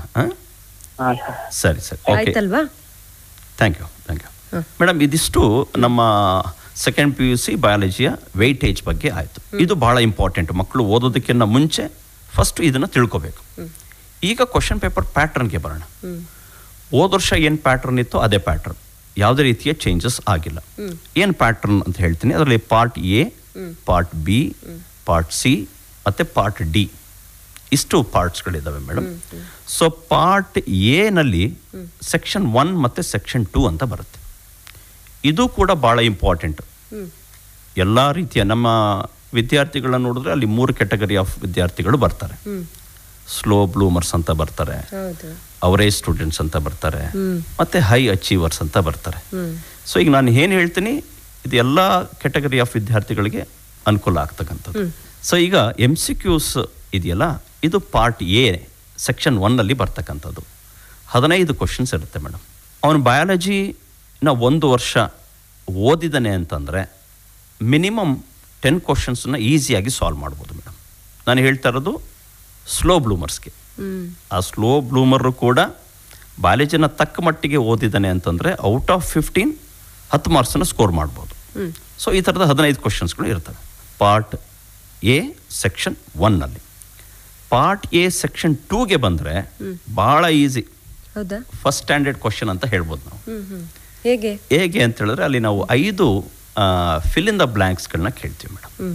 ಸೊ 15 + 5 20 ಆಯಿತು part A. 5 fill in the ಬ್ಲ್ಯಾಂಕ್ಸ್ಗಳನ್ನ ಕೇಳ್ತೀವಿ. ಅದೇನಪ್ಪ ಅಂತಂದ್ರೆ ಆ ಫಿಲ್ ಇನ್ ದ ಬ್ಲ್ಯಾಂಕ್ಸ್ಗೆ ಏನು ಉತ್ತರ ಬೇಕೋ ಆ ಉತ್ತರನ ನಾವೇ ಮೇಲ್ಗಡೆ ಕೊಟ್ಬಿಟ್ಟಿರ್ತೀವಿ, ಅದನ್ನ ರ್ಯಾಂಡಮ್ ಆಗಿ ಅರೇಂಜ್ ಮಾಡಿರ್ತೀವಿ, ಹುಡುಕಿ ಬರಿಬೇಕು. ಸೊ ಅಲ್ಲಿ ಕೊಟ್ಟಿರ್ತೀವಿ ನಾವು ಉತ್ತರಗಳನ್ನ ಕೊಟ್ಟಿರ್ತೀವಿ ನಾವು. ಕ್ವಶನ್ ಅನ್ನು ಓದ್ಕೊಂಡು ಸ್ವಲ್ಪ ಅರ್ಥ ಆದರೂ ಸಾಕು, ಆ ವಿದ್ಯಾರ್ಥಿ ಆ ಉತ್ತರವನ್ನು ಬರಿಬೋದು. ಹಾಗಾಗಿ ಇದು ಭಾಳ easy. So part A section 1 ಮತ್ತು ಸೆಕ್ಷನ್ 2 ಆಯಿತು, 20 ಕ್ವಶನ್ಸ್ಗಳಿರ್ತವೆ. ಈಗ ಪಾರ್ಟ್ ಬಿಗೆ ಬಂದರೆ ಅಲ್ಲಿ 7 ಕ್ವಶನ್ಸ್ಗಳಿರುತ್ತೆ. Each question carries 2 marks. ಈ 7 ಕ್ವಶನ್ಸ್ಗಳಲ್ಲಿ ವಿದ್ಯಾರ್ಥಿ ಬರಿಬೇಕಾಗಿರೋದು 5 ಪ್ರಶ್ನೆಗಳಿಗೆ ಉತ್ತರ ಬರಿಬೇಕು. 2 ಪ್ರಶ್ನೆ ಚಾಯ್ಸ್ ಇರುತ್ತೆ. ಇದು ಕೂಡ ಯಾವ್ಯಾವ ಚಾಪ್ಟರಿಂದ ಬರುತ್ತೆ ಅಂತ ಹೇಳ್ತೀನಿ ನಾನು. ಸೊ ಪಾರ್ಟ್ ಸಿ ಅಂತೇಳಿ ಸೆಕ್ಷನ್ 4. ನಮಸ್ತೆ. ನಮಸ್ತೆ. ಲಾಸ್ಟ್ ಮೇನ್ ಕ್ವಶನ್ ಬರುತ್ತಲ್ಲ ಹಾಂ ಆರ್ಟ್ಸ್. ಹೇಳಪ್ಪ ಸರ್ ಅದ್ರಲ್ಲಿ ಯಾವ ತರ ಕ್ವಶನ್ ಬರುತ್ತೆ ಅಂತ? ನಾನು ಹೇಳ್ತೀನಿ ಕಣಪ್ಪ ಯಾವ ಥರ ಕ್ವಶನ್ ಬರುತ್ತೆ ಅಂತ ನಾನು ಕೊನೆಯಲ್ಲಿ ಹೇಳ್ತೀನಿ. ಓಕೆ. ಮತ್ತೆ ಈಗ ಓಸಲಿ ಕರೆ ಮಾಡಿದಾಗ ಒಂದು ವಿದ್ಯಾರ್ಥಿ ಹೇಳಿದ್ರು ರಿವೈಸ್ಡ್ ಕ್ವಶನ್ ಬ್ಯಾಂಕನ್ನು ಬಿಟ್ಟಿದ್ದಾರೆ ಬೋರ್ಡಿಂದ ಅಂತ ಹೇಳಿದ್ರು. ಹೌದಲ್ವಾ? ನೋಡಿದ್ದೀರಾ ಅದನ್ನು? ನೋಡಿದ್ದೀರಲ್ವಾ? ಈಗ ಅಲ್ಲಿ ನೋಡಿ, ನೀವು ಗಮನಿಸಿ, ಆ ಕ್ವಶನ್ ಬ್ಯಾಂಕನ್ನು ಗಮನಿಸಿ. ಪ್ರತಿ ಚಾಪ್ಟರ್ಗೂ ಅವ್ರು ಏನು ಮಾಡಿದ್ದಾರೆ, ನಮ್ಮ ಕ್ವಶನ್ ಪೇಪರ್ ಪ್ಯಾಟ್ರನ್ ಯಾವ ರೀತಿ ಇದೆ ಅದೇ ಪ್ಯಾಟ್ರನಲ್ಲಿ ಕ್ವಶನ್ಸ್ಗಳನ್ನ ಮಾಡಿದ್ದಾರೆ. ಹೌದಲ್ವಾ? ಸಪೋಸ್ ಈಗ ಮೊದಲನೇ ಚಾಪ್ಟರ್ ತಗೊಳ್ಳಿ, ಅಲ್ಲಿ ಫಸ್ಟ್ MCQs ಕೊಟ್ಟಿದ್ದಾರೆ, ಆಮೇಲೆ ಫಿಲ್ ಇನ್ ದ ಬ್ಲಾಂಕ್ಸ್ ಕೊಟ್ಟಿದ್ದಾರೆ. ಬರುತ್ತೆ. ಸ್ಪ್ಲಿಟ್ಟಿಂಗ್ ಏನಿಲ್ಲ ಕಣಪ್ಪ. ನಾನೊಂದು ಎಕ್ಸಾಂಪಲ್ ಕೊಡ್ತೀನಿ ನಾನು ನಿಮಗೆ, ಯಾವ ಚಾಪ್ಟರ್ಗೆ ಕೊಡ್ತೀನಿ ಅಂತಂದರೆ, ಈಗ ಪ್ರಿನ್ಸಿಪಲ್ಸ್ ಆಫ್ ಇನ್ಹೆರಿಟೆನ್ಸ್ ಚಾಪ್ಟರ್ಗೆ ಬರೋಣ. ಓಕೆ. ಈಗ ಆ ಪ್ರಿನ್ಸಿಪಲ್ಸ್ ಆಫ್ ಇನ್ಹೆರಿಟೆನ್ಸ್ ಚಾಪ್ಟರ್ಲಿ ಕೊನೆಯಲ್ಲಿ ಮೆಂಡಿಲಿಯನ್ ಡಿಸಾರ್ಡರ್ಸ್ ಅಂತ ಇದೆ. ಹೌದಲ್ವಾ? ಮತ್ತೆ ಕ್ರೋಮೋಸೋಮಲ್ ಡಿಸಾರ್ಡರ್ಸ್ ಅಂತ ಇದೆ. ಈಗ ಮೆಂಡಿಲಿಯನ್ ಡಿಸಾರ್ಡರ್ಸ್ ಮತ್ತೆ ಕ್ರೋಮೋಸೋಮಲ್ ಡಿಸಾರ್ಡರ್ಸ್ನ ನಾವು 5 ಮಾರ್ಕ್ಸ್ಗೆ ಕೇಳಲಿಕ್ಕಾಗಲ್ಲ. ಯಾಕೆಂತೇಳಿದ್ರೆ ಇನ್ಫಾರ್ಮೇಶನ್ ಕಡಿಮೆ ಇದೆ. ಈಗ ನಾವೇನು ಕೇಳ್ತೀವಿ, ಎಕ್ಸ್ಪ್ಲೈನ್ ಎನಿ 2 ಮೆಂಡಿಲಿಯನ್ ಡಿಸಾರ್ಡರ್ಸ್. ಇದು ಡೈರೆಕ್ಟ್ ಕ್ವಶನ್ ಆಯಿತು. ಹೌದಲ್ವಾ? Explain any 2 Mendelian disorders. ನಮ್ಮ ಸಿಲೆಬಸ್ಸಲ್ಲಿ 5 ಮೆಂಡಿಲಿಯನ್ ಡಿಸಾರ್ಡರ್ಸ್ ಇದೆ. ನಿಮಗೆ ಚಾಯ್ಸ್ ಕೊಟ್ಬಿಟ್ರು ಅವರು, ಯಾವುದಾರ 2 ಬರೀರಿ ಅಂತ. ಹೌದಲ್ವಾ? ಅಥವಾ ಅವ್ರ ಹಾಗೆ ಸ್ಪ್ಲಿಟ್ ಮಾಡಿದರೆ ಏನು ಮಾಡ್ತಾರೆ, with respect to the Mendelian disorders write a note on haemophilia ಅಂತ ಕೇಳ್ಬೋದು. ಅದಕ್ಕೆ 2 ಮಾರ್ಕ್ಸ್ ಅಲಾಟ್ ಮಾಡಿರ್ತಾರೆ. ಸಿಕಲ್ ಸೆಲ್ ಅನಿಮಿಯಾ B, ಹೌದಲ್ವಾ? ಅದಕ್ಕೆ 2 ಮಾರ್ಕ್ಸ್ ಅಲಾಟ್ ಮಾಡಿರ್ತಾರೆ. ಅಥವಾ ಇನ್ನೊಂದು ಯಾವುದೋ ಒಂದು ಕ್ವಶನ್ನು 1 ಮಾರ್ಕಿಗೆ ಕೇಳಿರ್ತಾರೆ. ಸೊ ಏನಾಯ್ತು ಈಗ, 2+2+1. ಸೊ ಈ ಥರ ಸ್ಪ್ಲಿಟ್ ಆಗುತ್ತೆ ಕ್ವಶನ್ನು. ನೀವು ಓದಿದ್ದೀರಾ ಎಲ್ಲ ಮೆಂಡಿಲಿಯನ್ ಡಿಸಾರ್ಡರ್ಸ್ನ ಓದಿದ್ದೀರಾ, ನೀವು ಎಲ್ಲ ಕ್ರೋಮೋಸೋಮಲ್ ಡಿಸಾರ್ಡರ್ಸ್ನ ಓದಿದ್ದೀರಾ, ಹೌದಲ್ವಾ? ಹಾಗಾಗಿ ಒಂದೇ ಕ್ವಶನನ್ನು 5 ಮಾರ್ಕ್ಸ್ಗೆ ಕೇಳೋ ಬದಲಾಗಿ ಆ ಕಾನ್ಸೆಪ್ಟನ್ನು ಏನು ಮಾಡ್ತಾ ಹೋದ್ರು, ಸ್ಪ್ಲಿಟ್ ಮಾಡ್ತಾ ಹೋದ್ರು. ಸೊ 1+1+1+ ಅಂತ ಬೇಕಾದ್ರೂ ಸ್ಪ್ಲಿಟ್ ಮಾಡ್ಬೋದು, ಅಥವಾ 2+2+1 ಅಂತ ಬೇಕಾದ್ರೂ ಸ್ಪ್ಲಿಟ್ ಮಾಡ್ಬೋದು. ಸೊ ಒಂದು ತಿಳ್ಕೊಳ್ಳಿ, ಕ್ವಶನನ್ನು ಸ್ಪ್ಲಿಟ್ ಮಾಡಿದಷ್ಟು ನಿಮಗೆ ಮಾರ್ಕ್ಸ್ ಬರೋದು ಜಾಸ್ತಿ ಆಗತ್ತೆ. ಒಂದು ಎಕ್ಸಾಂಪಲ್ ಕೊಡ್ತೀನಿ. ಈ 5 ಡಿಸಾರ್ಡರ್ಸ್ಗಳಲ್ಲಿ ನೀನು ಹಿಮೋಫಿಲಿಯಾ ಓದಿಲ್ಲ ಅಂತ ಅನ್ಕೊಳಪ್ಪ. ಹಿಮೋಫಿಲಿಯಾ ಬಗ್ಗೆ ಗೊತ್ತಿಲ್ಲ ನಿನಗೆ, ಇದೊಂದು ಬಿಟ್ಟು ಬೇರೆ ಎಲ್ಲ ಓದ್ಬಿಟ್ಟಿದ್ಯಾ. ಸಪೋಸ್ ಕ್ವಶನ್ ಪೇಪರ್ಲಿ ಹಿಮೋಫಿಲಿಯಾ ಬಗ್ಗೆನೇ ಬಂದ್ಬಿಡ್ತು, ಯಾರಿಗಾಯ್ತು ಲಾಸು? ನಿನಗೆ ಲಾಸ್ ಆಯಿತು. ಸಪೋಸ್ ಈಗ ಆ ಕ್ವಶನನ್ನು ಸ್ಪ್ಲಿಟ್ ಮಾಡಿದ್ರು, ಹಿಮೋಫಿಲಿಯಾ ಮತ್ತು sickle cell anaemia. Sickle cell anaemia ನೀನು ಓದಿದೀಯ ನೀನು, ಹೌದಲ್ವಾ? ಸೊ ಈಗ ಮಾರ್ಕ್ಸ್ ಜಾಸ್ತಿ ಆಯಿತು ಕಡಿಮೆ ಆಯಿತು? ಮಾರ್ಕ್ಸ್ ಜಾಸ್ತಿ ಆಯಿತು. ಈ ಉದ್ದೇಶಕ್ಕೋಸ್ಕರ ಏನು ಮಾಡ್ತಾ ಇದ್ದಾರೆ, ಕ್ವಶನ್ಸನ್ನು ಸ್ಪ್ಲಿಟ್ ಮಾಡಿ ಕೇಳ್ತಾರೆ. ಅರ್ಥ ಆಯ್ತೇನಪ್ಪ? Right. Okay. So part C ಬಗ್ಗೆ ಹೇಳ್ತಾ ಇದ್ದೆ. ಪಾರ್ಟ್ Cನೂ ಕೂಡ ಇಲ್ಲಿ 7 ಕ್ವಶನ್ಸ್ ಇರ್ತದೆ. ಸೊ 7 ಕ್ವಶನ್ಸಲ್ಲಿ ವಿದ್ಯಾರ್ಥಿಗಳು 5 ಕ್ವಶನ್ಸ್ಗೆ ಉತ್ತರ ಬರೀಬೇಕಾಗ್ತದೆ. 2 ಕ್ವಶನು ಚಾಯ್ಸ್ ಇರುತ್ತೆ. ಇದು part A, part B, part C ಆಯಿತು. ಈಗ ಪಾರ್ಟ್ Dಗೆ ಬರೋಣ. Very important. ಮ್ಯಾಕ್ಸಿಮಮ್ ವಿದ್ಯಾರ್ಥಿಗಳಿಗೆ ಅಲ್ಲೇ ಗೊಂದಲ ಇರೋದು ಪಾರ್ಟ್ Dನಲ್ಲಿ. ಸೊ ಪಾರ್ಟ್ Dನಲ್ಲಿ 2 ಸೆಕ್ಷನ್ಸ್ ಇದೆ, ಸೆಕ್ಷನ್ 5 ಮತ್ತು ಸೆಕ್ಷನ್ 6 ಅಂತ. ಸೊ ಸೆಕ್ಷನ್ 5 ಏನಿದೆ, ಅಲ್ಲಿ ನಾವು 5 ಕ್ವಶನ್ಸ್ಗಳನ್ನ ಅಲ್ಲ 7 ಕ್ವಶನ್ಸ್ಗಳನ್ನ ಕೇಳ್ತೀವಿ. 7 ಕ್ವಶನ್ಸ್ಗಳಲ್ಲಿ ವಿದ್ಯಾರ್ಥಿ ಉತ್ತರ ಬರೀಬೇಕಾಗಿರೋದು 4 ಕ್ವಶನ್ಸ್ಗಳಿಗೆ. ಇದು ಕೂಡ ಯಾವ ಚಾಪ್ಟರಿಂದ ಬರುತ್ತೆ ಅಂತ ಈಗ ಹೇಳ್ತೀನಿ. ಈಗ ನಾನು ಇಲ್ಲಿ ಡೈರೆಕ್ಟ್ ಕ್ವಶನ್ಸ್ಗಳು, ಹಿಂದಿನ ವರ್ಷಗಳಲ್ಲಿ ನಾವು ಹೇಗೆ ಈಸಿ ಕ್ವಶನ್ಸ್ಗಳನ್ನ ಕೇಳ್ತಾ ಇದ್ವೋ ಅದೇ ರೀತಿ ಈ ಸೆಕ್ಷನಲ್ಲಿ ಪಾರ್ಟ್ D5 ಸೆಕ್ಷನ್ 5ಅಲ್ಲಿ 7 ಈಸಿ ಕ್ವಶನ್ಸ್ಗಳನ್ನ ಕೇಳ್ತೀವಿ. ಅದರಲ್ಲಿ 4 ಕ್ವಶನ್ಸ್ಗಳನ್ನ ವಿದ್ಯಾರ್ಥಿಗಳಿಗೆ ಬರೀಬೇಕಾಗ್ತದೆ. ಸೊ ಈಗ ಕೊನೆಯ ಸೆಕ್ಷನ್ಗೆ ಬಂದರೆ, ಈಗ ಏನು ಡಿಸ್ಕಸ್ ಮಾಡಿದೆ ವಿದ್ಯಾರ್ಥಿ ಜೊತೆ, ಆ ಸೆಕ್ಷನ್ಗೆ ಬಂದರೆ ದಟ್ ಈಸ್ ಎಕ್ಸ್ಕ್ಲೂಸಿವ್ಲಿ ಹಾರ್ಟ್ಸ್. ಅಲ್ಲಿ ಹಾರ್ಟ್ಸ್ ಕ್ವಶನ್ಸ್ಗಳು ಮಾತ್ರ ಬರ್ತವೆ. 3 ಕ್ವಶನ್ಸ್ ಇರುತ್ತೆ. Each question carries 5 marks. ಇದು ಪ್ಯೂರ್ಲಿ ಅಪ್ಲಿಕೇಶನ್ ಲೆವೆಲಲ್ಲಿ ಇರ್ತದೆ. ಅಪ್ಲಿಕೇಶನ್ ಲೆವೆಲಲ್ಲಿ ಇರ್ಬೋದು ಅಥವಾ ಅದಕ್ಕಿಂತ ಸ್ವಲ್ಪ ಸ್ಟ್ಯಾಂಡರ್ಡ್ ಜಾಸ್ತಿ ಇರ್ಬೋದು. ಸೊ ಆ ಥರದ ಕ್ವಶನ್ಸ್ಗಳನ್ನ ಕೇಳ್ತೀವಿ. ಸೊ 3 ಕ್ವಶನ್ಸ್ಗಳಲ್ಲಿ 1 ಕ್ವಶನ್ಗೆ ಮಾತ್ರ ವಿದ್ಯಾರ್ಥಿ ಉತ್ತರವನ್ನು ಬರೀಬೇಕಾಗ್ತದೆ. ಸೊ ಹೇಳ್ತೀನಿ, ಈ 3 ಕ್ವಶನ್ಸ್ಗಳು ಕೂಡ ಯಾವ ಚಾಪ್ಟರ್ಗಳಿಂದ ಬರ್ತಕ್ಕಂಥ ಸಾಧ್ಯತೆ ಇದೆ ಅನ್ನೋದನ್ನು ಕೂಡ ನಾನು ಈಗ ಹೇಳ್ತೀನಿ. ನಮಸ್ತೆ. ನಮಸ್ತೆ ಮ್ಯಾಮ್. ತಮ್ಮ ಹೆಸರು? ಆಕಾಶ್ ಅಂತ. ಪ್ರಶ್ನೆ ಕೇಳಿ ಆಕಾಶ್ ಅವರೇ. ಮ್ಯಾಮ್ 2 ಮಾರ್ಕ್ಸ್ ಮತ್ತು 3 ಮಾರ್ಕ್ಸ್ ಹೆಂಗ್ ಪ್ರಿಪೇರ್ ಆಗೋದು, ಮತ್ತೆ ಯಾವ ತರ ಕ್ವಶನ್ಸ್ ಬರ್ತವೆ, ಅದರಲ್ಲಿ ಡಿಫಿಕಲ್ಟಿ ಇರುತ್ತೆ? ಇಲ್ಲ ಕಣಪ್ಪ, 2 ಮಾರ್ಕ್ಸ್ ಮತ್ತು 3 ಮಾರ್ಕ್ಸ್ ಅಲ್ಲಿ ಡಿಫಿಕಲ್ಟಿ ಲೆವೆಲ್ ಕ್ವಶನ್ಸ್ ಇರೋದಿಲ್ಲ. ನೋಡು, ಅಕಸ್ಮಾತ್ ಡಿಫಿಕಲ್ಟಿ ಲೆವೆಲ್ ಇದೆ ಅಂತ ಅನ್ಕೋ. ಸಪೋಸ್ ಈಗ ಪಾರ್ಟ್ ಬಿ ಅಲ್ವೇನಪ್ಪ, ಇಲ್ಲಿ ನಾವು 2 ಮಾರ್ಕ್ಸಿನ ಕ್ವಶನ್ಸ್ಗಳನ್ನ ಕೇಳಬೇಕು. ಎಷ್ಟು ಕ್ವಶನ್ಸ್ ಇರುತ್ತೆ ಪಾರ್ಟ್ ಬಿ ನಲ್ಲಿ? 7 ಕ್ವಶನ್ಸ್ಗಳಿರುತ್ತೆ. ಎಷ್ಟಿರುತ್ತೆ? 7 ಕ್ವಶನ್ಸ್ಗಳಿರುತ್ತೆ. ನೀನು ಉತ್ತರ ಬರೀಬೇಕಾಗಿರೋದು ಎಷ್ಟು ಕ್ವಶನ್ಸ್ಗಳಿಗೆ? 5 ಕ್ವಶನ್ಸ್ಗಳಿಗೆ ನೀನು ಉತ್ತರ ಬರೀಬೇಕು. 7 ಕ್ವಶನ್ಸ್ ಕೇಳಿದ್ದೀವಿ, 5 ಕ್ವಶನ್ಸ್ಗಳಿಗೆ ನೀನು ಉತ್ತರ ಬರೀಬೇಕು. ಕಷ್ಟ ಕೊಡಲೇಬೇಕು ಅಂತ ಉದ್ದೇಶ ಇದ್ದರೆ ಕ್ವಶನ್ ಪೇಪರ್ ಸೆಟ್ಟರ್ಗೆ ಅವ್ರು ಏನು ಮಾಡ್ತಾರೆ ಗೊತ್ತಾ? 2 ಕ್ವಶನನ್ನು ಮಾತ್ರ ಕಷ್ಟವಾಗಿ ಕೊಡ್ತಾರೆ. ಇನ್ನು 5 ಕ್ವಶನ್ಸ್ ಏನಾಗಿರುತ್ತೆ? ಈಸಿ ಆಗಿರುತ್ತೆ. ಅಟೆಂಡ್ ಮಾಡ್ಬೋದಲ್ವಾ ನೀನು 5 ಕ್ವಶನ್ಸನ್ನು? ಮಾಡ್ಬೋದಲ್ವಾ? ಅದಕ್ಕೆ ಆ ಕಾರಣಕ್ಕೋಸ್ಕರನೇ ಚಾಯ್ಸ್ ಕೊಡ್ತಾ ಇರೋದು. 1 ಅಥವಾ 2 ಡಿಫಿಕಲ್ಟಿ ಕೇಳ್ತೀವಿ ನಾವು, ಕೇಳಲೇಬೇಕು. ಯಾಕೆಂತಂದ್ರೆ ಕೆಲವು ಹೈ ಅಚೀವರ್ಸ್ ವಿದ್ಯಾರ್ಥಿಗಳು ಏನಿರ್ತಾರೆ, ಅವ್ರಿಗೆ ಕ್ವಶನ್ ಪೇಪರ್ ನೋಡಿ ಬೇಜಾರಾಗಬಾರ್ದು ಅಲ್ವಾ? ಅವರ ಎಕ್ಸ್ಪೆಕ್ಟೇಷನ್ ಅಪ್ ಅಂತ ಹೇಳಿದ್ರೆ ಸ್ವಲ್ಪ ಕ್ವಶನ್ ಪೇಪರ್ ಡಿಫಿಕಲ್ಟಿ ಇರಲಿ ಅಂತ ಎಕ್ಸ್ಪೆಕ್ಟ್ ಮಾಡ್ತಾರೆ. ಸೊ ಆ ಥರದ ವಿದ್ಯಾರ್ಥಿಗಳನ್ನ ಗಮನದಲ್ಲಿ ಇಟ್ಕೊಂಡು ಕೂಡ ಕ್ವಶನ್ ಪೇಪರ್ನ ಸೆಟ್ ಮಾಡಬೇಕಾಗ್ತದೆ.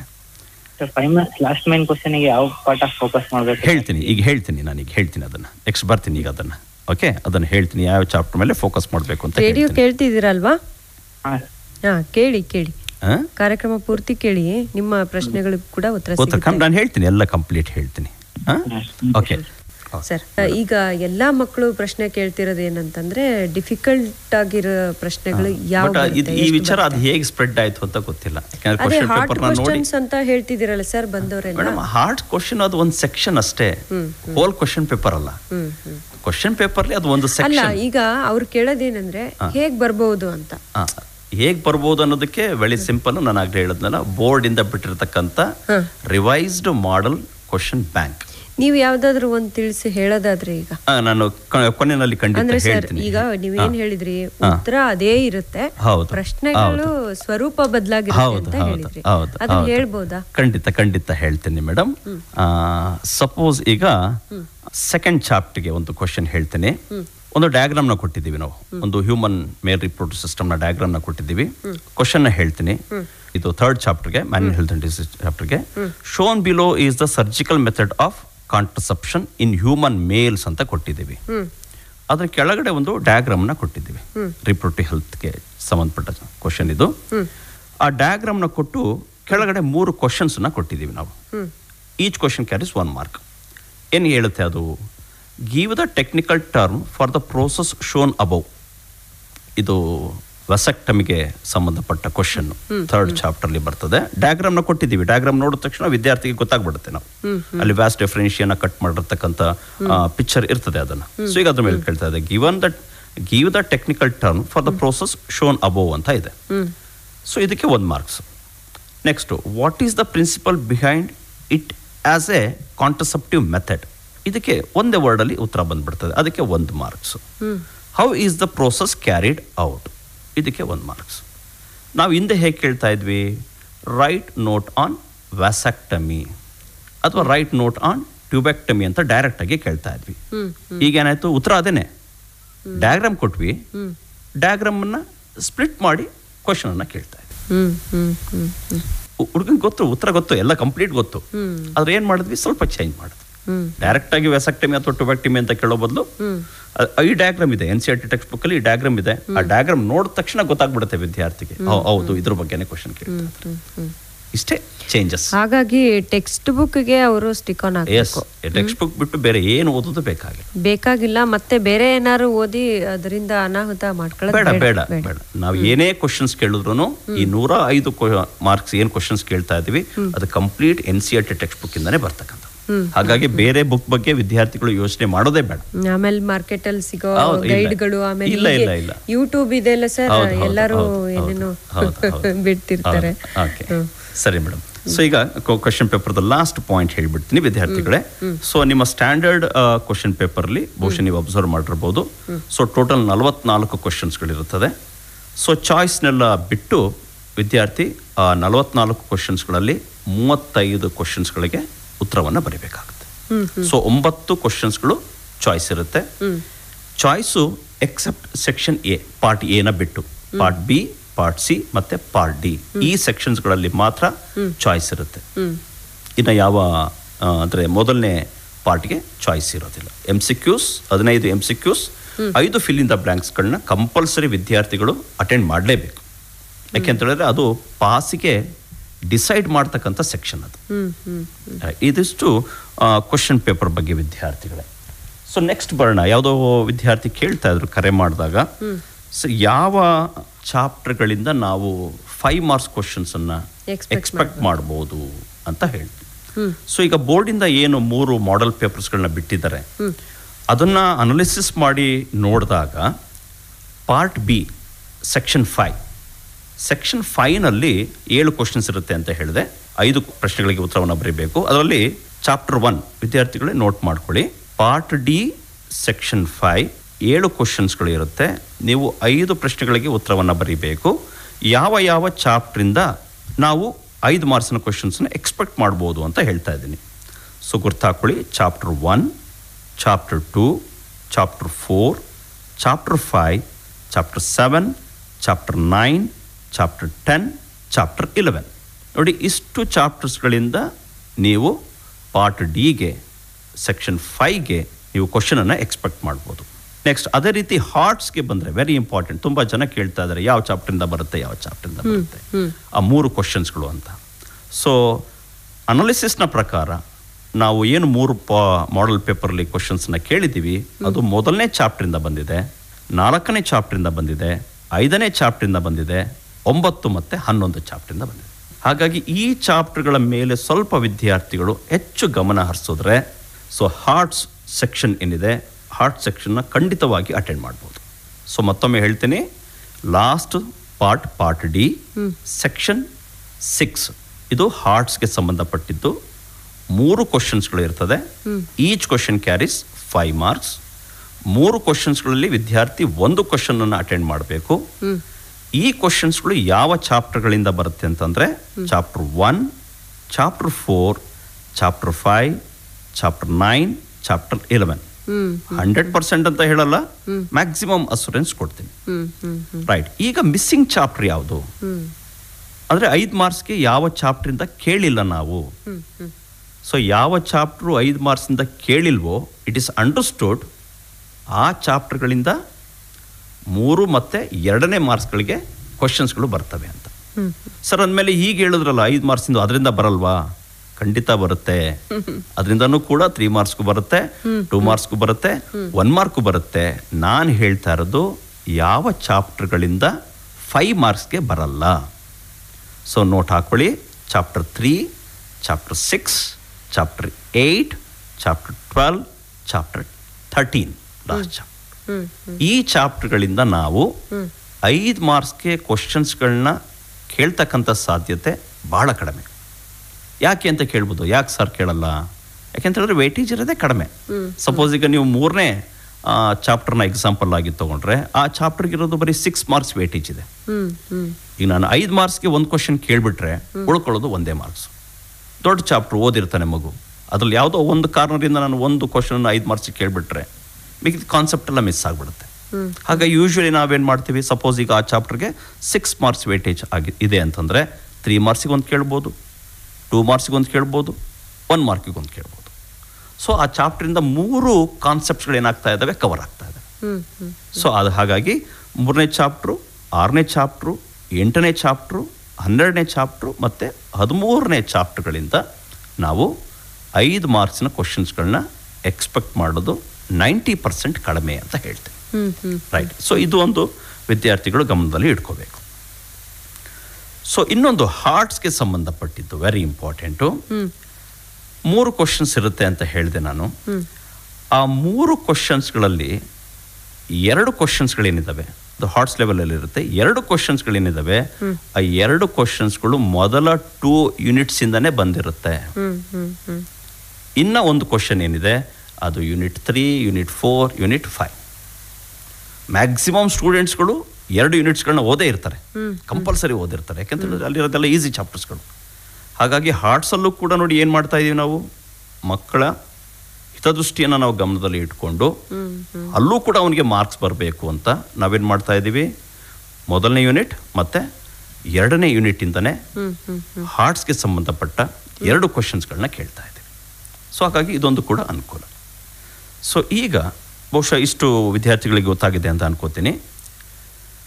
ಸ್ಲೋ ಬ್ಲೂಮರ್ಸ್ ಮತ್ತು ಅವರೇಜ್ ಸ್ಟೂಡೆಂಟ್ಸ್ ಏನಿದ್ದಾರೆ ಮೇಡಮ್, ನಮಗೆ ರ್ಯಾಂಕನ್ನ ಕೊಡ್ತಕ್ಕಂಥ ಮಕ್ಕಳುಗಳು ಎಷ್ಟು ಇಂಪಾರ್ಟೆಂಟೋ ಹಾಗೆ ಫೇಲ್ ಆಗ್ತಕ್ಕಂಥ ವಿದ್ಯಾರ್ಥಿಗಳು ಪಾಸ್ ಆಗೋದು ಅಷ್ಟೇ ಇಂಪಾರ್ಟೆಂಟ್ ನಮ್ಗೆ. ಹೌದು ಸರ್, ಅದಕ್ಕಿಂತ ಇಂಪಾರ್ಟೆಂಟ್ ಅಂತ ನನಗನ್ಸುತ್ತೆ. ಒಂದು ಕರೆ ನೋಡ್ಬಿಟ್ಟು ಮಾತಾಡೋಣ. ನಮಸ್ತೆ. ನಮಸ್ತೆ ಮೇಡಮ್ ರೀ. ನಮಸ್ತೆ. ನನ್ನ ಹೆಸರು ಶ್ರುತಿ ಅಂತ್ರಿ. ಹೇಳ್ರಿ. ಇವತ್ತಿರೋದು ಬಯಾಲಜಿ ಅಲ್ರಿ? ಹೌದು.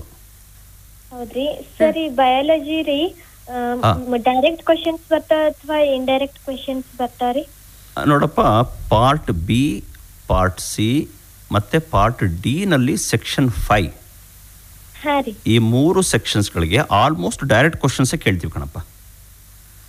ಇಂಡೈರೆಕ್ಟ್ ಕ್ವಶನ್ಸ್ ಕೇಳಿದ್ರೆ ಒಂದೊಂದು ಸೆಕ್ಷನ್ ಅಲ್ಲಿ 1-2 ಕ್ವಶನ್ಸ್ಗಳು ಸ್ವಲ್ಪ ಟ್ವಿಸ್ಟ್ ಮಾಡಿ ಕೇಳಿರ್ತೀವಿ ಅಷ್ಟೇ. ನಾನು ಈಗ ತಾನೇ ಒಂದು ವಿದ್ಯಾರ್ಥಿಗೆ ಹೇಳಿದೆ, ಪಾರ್ಟ್ ಬಿ ನಲ್ಲಿ 7 ಕ್ವಶನ್ಸ್ ಇದ್ರೆ 5 ಕ್ವಶನ್ಸ್ ಡೈರೆಕ್ಟ್ ಇರುತ್ತೆ, ಅಥವಾ 4 ಕ್ವಶನ್ಸ್ ಡೈರೆಕ್ಟ್ ಇರುತ್ತೆ. 2-3 ಕ್ವಶನ್ಸ್ಗಳು ತುಂಬಾ ಕಷ್ಟ ಅಲ್ಲ, ಸ್ವಲ್ಪ ಟ್ವಿಸ್ಟ್ ಮಾಡಿರ್ತೀವಿ ಅಷ್ಟೇ. ಬಯಾಲಜಿ ಡಯಾಗ್ರಾಮ್ಸ್ ಎಷ್ಟು ಮಾರ್ಕ್ಸ್ ಬರ್ಬೋದ್ರಿ? 15 ಮಾರ್ಕ್ಸ್ ಇಂದ 20 ಮಾರ್ಕ್ಸ್. ನೋಡಪ್ಪ, ಮಿನಿಮಮ್ 15 ಮಾರ್ಕ್ಸ್ ನಾವು ಎಕ್ಸ್ಪೆಕ್ಟ್ ಮಾಡಲೇಬಹುದು ಕಣಪ್ಪ. ಯಾರೇ ಕ್ವಶನ್ ಪೇಪರನ್ನು ಸೆಟ್ ಮಾಡಿದ್ರು ಕೂಡ 15 ಮಾರ್ಕ್ಸ್ಗೆ ಇನ್ಕ್ಲೂಡಿಂಗ್ ಸ್ಕಿಮ್ಯಾಟಿಕ್ ರೆಪ್ರೆಸೆಂಟೇಷನ್ 15 ಮಾರ್ಕ್ಸ್ಗೆ ಬರುತ್ತೆ ಕಣಪ್ಪ. ನಾನು ಹೇಳ್ತೀನಿ, ಈಗ ಲಿಸ್ಟ್ ಹೇಳ್ತೀನಿ, ಯಾವ್ಯಾವ ಚಾಪ್ಟ್ರಿಂದ ಯಾವ್ಯಾವ ಡಯಾಗ್ರಾಮ್ಸ್ಗಳು ಬರುತ್ತೆ ಅಂತ ಲಿಸ್ಟ್ ಹೇಳ್ತೀನಿ. ದಯವಿಟ್ಟು ಅದನ್ನು ಲಿಸ್ಟ್ ಮಾಡಿ ಇಟ್ಕೊಂಡು ಅದನ್ನು ಕಲೀರಿ, ಎಕ್ಸಾಮ್ಗೆ ಅನುಕೂಲ ಆಗುತ್ತೆ. ಶ್ರುತಿ, ಯಾವ ಊರಿಂದ? ವಿಜಯಪುರನಾ? ಮತ್ತೆ ಇವತ್ತಿನ ಕಾರ್ಯಕ್ರಮ ನೀನು ಮತ್ತೆ ಇನ್ನೊಂದು ಸರ್ತಿ ಕೇಳಿಸ್ಕೋಬೇಕು ಅಂದರೆ AIR ಹಾಸನ್ ಯೂಟ್ಯೂಬ್ ಚಾನಲ್ ಇದೆ. ಅಲ್ಲಿ ಸಂಜೆ ಹೊತ್ತಿಗೆ ಈ ಕಾರ್ಯಕ್ರಮ ನಿನ್ಗೆ ಸಿಗುತ್ತೆ, ಅಲ್ಲಿ ಕೂಡ ಕೇಳ್ಬೋದು. ಮತ್ತೆ ಕಾರ್ಯಕ್ರಮದ ಕೊನೆಗೆ ಸರ್ ನಂಬರ್ ಹೇಳ್ತೀವಿ, ನಂಬರ್ ಬರೆದಿಟ್ಕೊಂಡು ಮತ್ತೇನಾದ್ರೂ ಡೌಟ್ಸ್ ಇದ್ರೆ ಕೇಳ್ಕೋಬಹುದು. ಅದೇ ಎಲ್ಲಾ ಕಾರ್ಯಕ್ರಮ ಅದ್ರಂಗಿಂದ ನೋಡಕತ್ತೀರಿ? ನೋಡ್ರಿ. ಮೇಡಮ್, ಈಗ ಹೇಳೋದು ಬಹಳ ಇಂಪಾರ್ಟೆಂಟ್. 2 ಕ್ಯಾಟಗರಿ ಆಫ್ ಸ್ಟೂಡೆಂಟ್ಸ್ಗೆ, ಇವನ್ ಹೈ ಅಚೀವರ್ಸ್ಗೂ ಕೂಡ ಇದು ಅಪ್ಲಿಕಬಲ್ ಆಗುತ್ತೆ. ಬಟ್ ಸ್ಲೋ ಬ್ಲೂಮರ್ಸ್ ಮತ್ತೆ ಅವರೇ ಸ್ಟೂಡೆಂಟ್ಸ್ಗೆ ವೆರಿ ಇಂಪಾರ್ಟೆಂಟ್. ಈಗ ತುಂಬಾ ಜನ ಸ್ಟೂಡೆಂಟ್ಸ್ಗಳು ಏನು ಹೇಳ್ತಾರೆ ಅಂತಂದ್ರೆ ಬಯಾಲಜಿ ಕಷ್ಟ ಆಗುತ್ತೆ. ಸೊ ಬಯಾಲಜಿನಲ್ಲಿ ಟೋಟಲ್ 13 ಚಾಪ್ಟರ್ಸ್ ಇದೆ. ನಾನು ಅವ್ರಿಗೆ ಏನು ಸಜೆಸ್ಟ್ ಮಾಡ್ತೀನಿ ಅಂತಂದ್ರೆ, ನಿಮಗೆ 13 ಚಾಪ್ಟರ್ಸ್ ಓದ್ಲಿಕ್ಕೆ ಆಗಲ್ಲ, ಕಷ್ಟ ಆಗ್ತಾ ಇದೆ. So select some chapters, select 2 units, ಯಾವ್ದಾದ್ರು ಎನಿ ಯೂನಿಟ್ಸನ್ನ 2 ಯೂನಿಟ್ಸನ್ನ ಸೆಲೆಕ್ಟ್ ಮಾಡ್ಕೊಳ್ಳಿ ಅಂತ ನಾನು ಸಜೆಸ್ಟ್ ಮಾಡ್ತೀನಿ. ಅದರಲ್ಲೂ ಕೂಡ ಯಾವ್ಯಾವ ಯೂನಿಟ್ನ ಸೆಲೆಕ್ಟ್ ಮಾಡ್ಕೋಬೇಕು ಅಂತ ಹೇಳ್ತೀನಿ ನಾನು 5 ಯೂನಿಟ್ಸ್ ಅಲ್ಲಿ. ಸೊ ನನ್ನ ಸಜೆಷನ್ ಏನಪ್ಪ ಅಂತ ಹೇಳಿದ್ರೆ, best suggestion, let them select first 2 units. ಮೊದಲ 2 ಯೂನಿಟ್ಸ್ ಏನಿದೆ ಆ 2 ಯೂನಿಟ್ಸ್ ಅನ್ನ ಸೆಲೆಕ್ಟ್ ಮಾಡ್ಕೊಳ್ಳಿ, 3, 4, 5 ಬಿಟ್ಬಿಡ್ಲಿ. ಓಕೆ. ಸೊ ಯಾಕೆ ಅಂತ ಕೇಳ್ಬೋದು ನೀವು. ಸರ್ ಯಾಕೆ ಸರ್ ಮೊದಲನೇ 2 ಯೂನಿಟ್ಸ್ ಯಾಕೆ ಸೆಲೆಕ್ಟ್ ಮಾಡ್ಕೊಳ್ಳಿ? ನೋಡಿ, ಮೊದಲನೇ ಯೂನಿಟ್ 27 ಮಾರ್ಕ್ಸ್, 2ನೇ ಯೂನಿಟ್ 30 ಮಾರ್ಕ್ಸ್, 60 ಮಾರ್ಕ್ಸ್ ಆಯ್ತು. ಈಗ ಸಪೋಸ್ ವಿದ್ಯಾರ್ಥಿ ಮೊದಲನೇ ಯೂನಿಟ್ ಮತ್ತೆ 3rd ಯೂನಿಟ್ ತಗೊಂಡ್ರೆ 45 ಮಾರ್ಕ್ಸ್ ಆಗುತ್ತೆ. ಮೊದಲನೇ ಯೂನಿಟ್ 4th ಯೂನಿಟ್ ತಗೊಂಡ್ರೆ 40 ಮಾರ್ಕ್ಸ್ ಆಗುತ್ತೆ. ಮೊದಲನೇ ಯೂನಿಟ್ ಲಾಸ್ಟ್ ಯೂನಿಟ್ ತಗೊಂಡ್ರೆ 41 ಮಾರ್ಕ್ಸ್ ಆಗುತ್ತೆ. ಹಾಗಾಗಿ ಮ್ಯಾಕ್ಸಿಮಮ್ ಮಾರ್ಕ್ಸ್ ಇರೋದು ಫಸ್ಟ್ 2 ಯೂನಿಟ್ಸ್ಗೆ ಅಲ್ವಾ? ಹೌದು. ಮತ್ತೆ ಈಸಿ ಚಾಪ್ಟರ್ಸ್ಗಳು. ಓಕೆ, ನೋಡೋಣ ಸರ್. ನಮಸ್ತೆ. ನಮಸ್ತೆ. ತಮ್ಮ ಹೆಸರು ಹೇಳಿ, ಪ್ರಶ್ನೆ ಕೇಳಿ. ನನ್ನ ಹೆಸರು ಧನುಷ್ ಅಂತ, ಬಾಯ್ಸ್ ಜೂನಿಯರ್ ಕಾಲೇಜ್ ಅರ್ತಿಕೆರೆ. ನಮ್ MCQ ಕ್ವಶನ್ನಾಗೆ ಡೈರೆಕ್ಟ್ ಕ್ವಶನ್ ಎಷ್ಟು ಕೇಳಿರ್ತಾರೆ ಮತ್ತು ಆರ್ಟ್ಸ್ ಕ್ವಶನ್ ಎಷ್ಟು ಕೇಳಿರ್ತಾರೆ? Very good question. Okay. So MCQs ಅಲ್ಲಿ ಟೋಟಲ್ 15 ಕ್ವಶನ್ಸ್ ಇದೆ ಅಲ್ವೇನಪ್ಪ? Yes sir. ಸೊ ಟೋಟಲ್ 15 ಕ್ವಶನ್ಸನ್ನ ನಾವು ಯಾವ ರೀತಿ ಭಾಗ ಮಾಡಿದ್ದೀವಿ ಅಂತಂದರೆ, ಫಸ್ಟು ಫ್ಯಾಕ್ಟ್ ಮತ್ತು ಡೆಫಿನೇಷನ್ ಟೈಪ್ ಆಫ್ ಕ್ವಶನ್ಸ್ ಅಂತ ಹೇಳ್ತೀವಿ. Yes okay. Yes sir. ಆಮೇಲೆ ಸ್ಟೇಟ್ಮೆಂಟ್ ಟೈಪ್ ಆಫ್ ಕ್ವಶನ್ಸ್ ಅಂತ ಹೇಳ್ತೀವಿ. Statement 1 and statement 2. Yes sir. Match the following.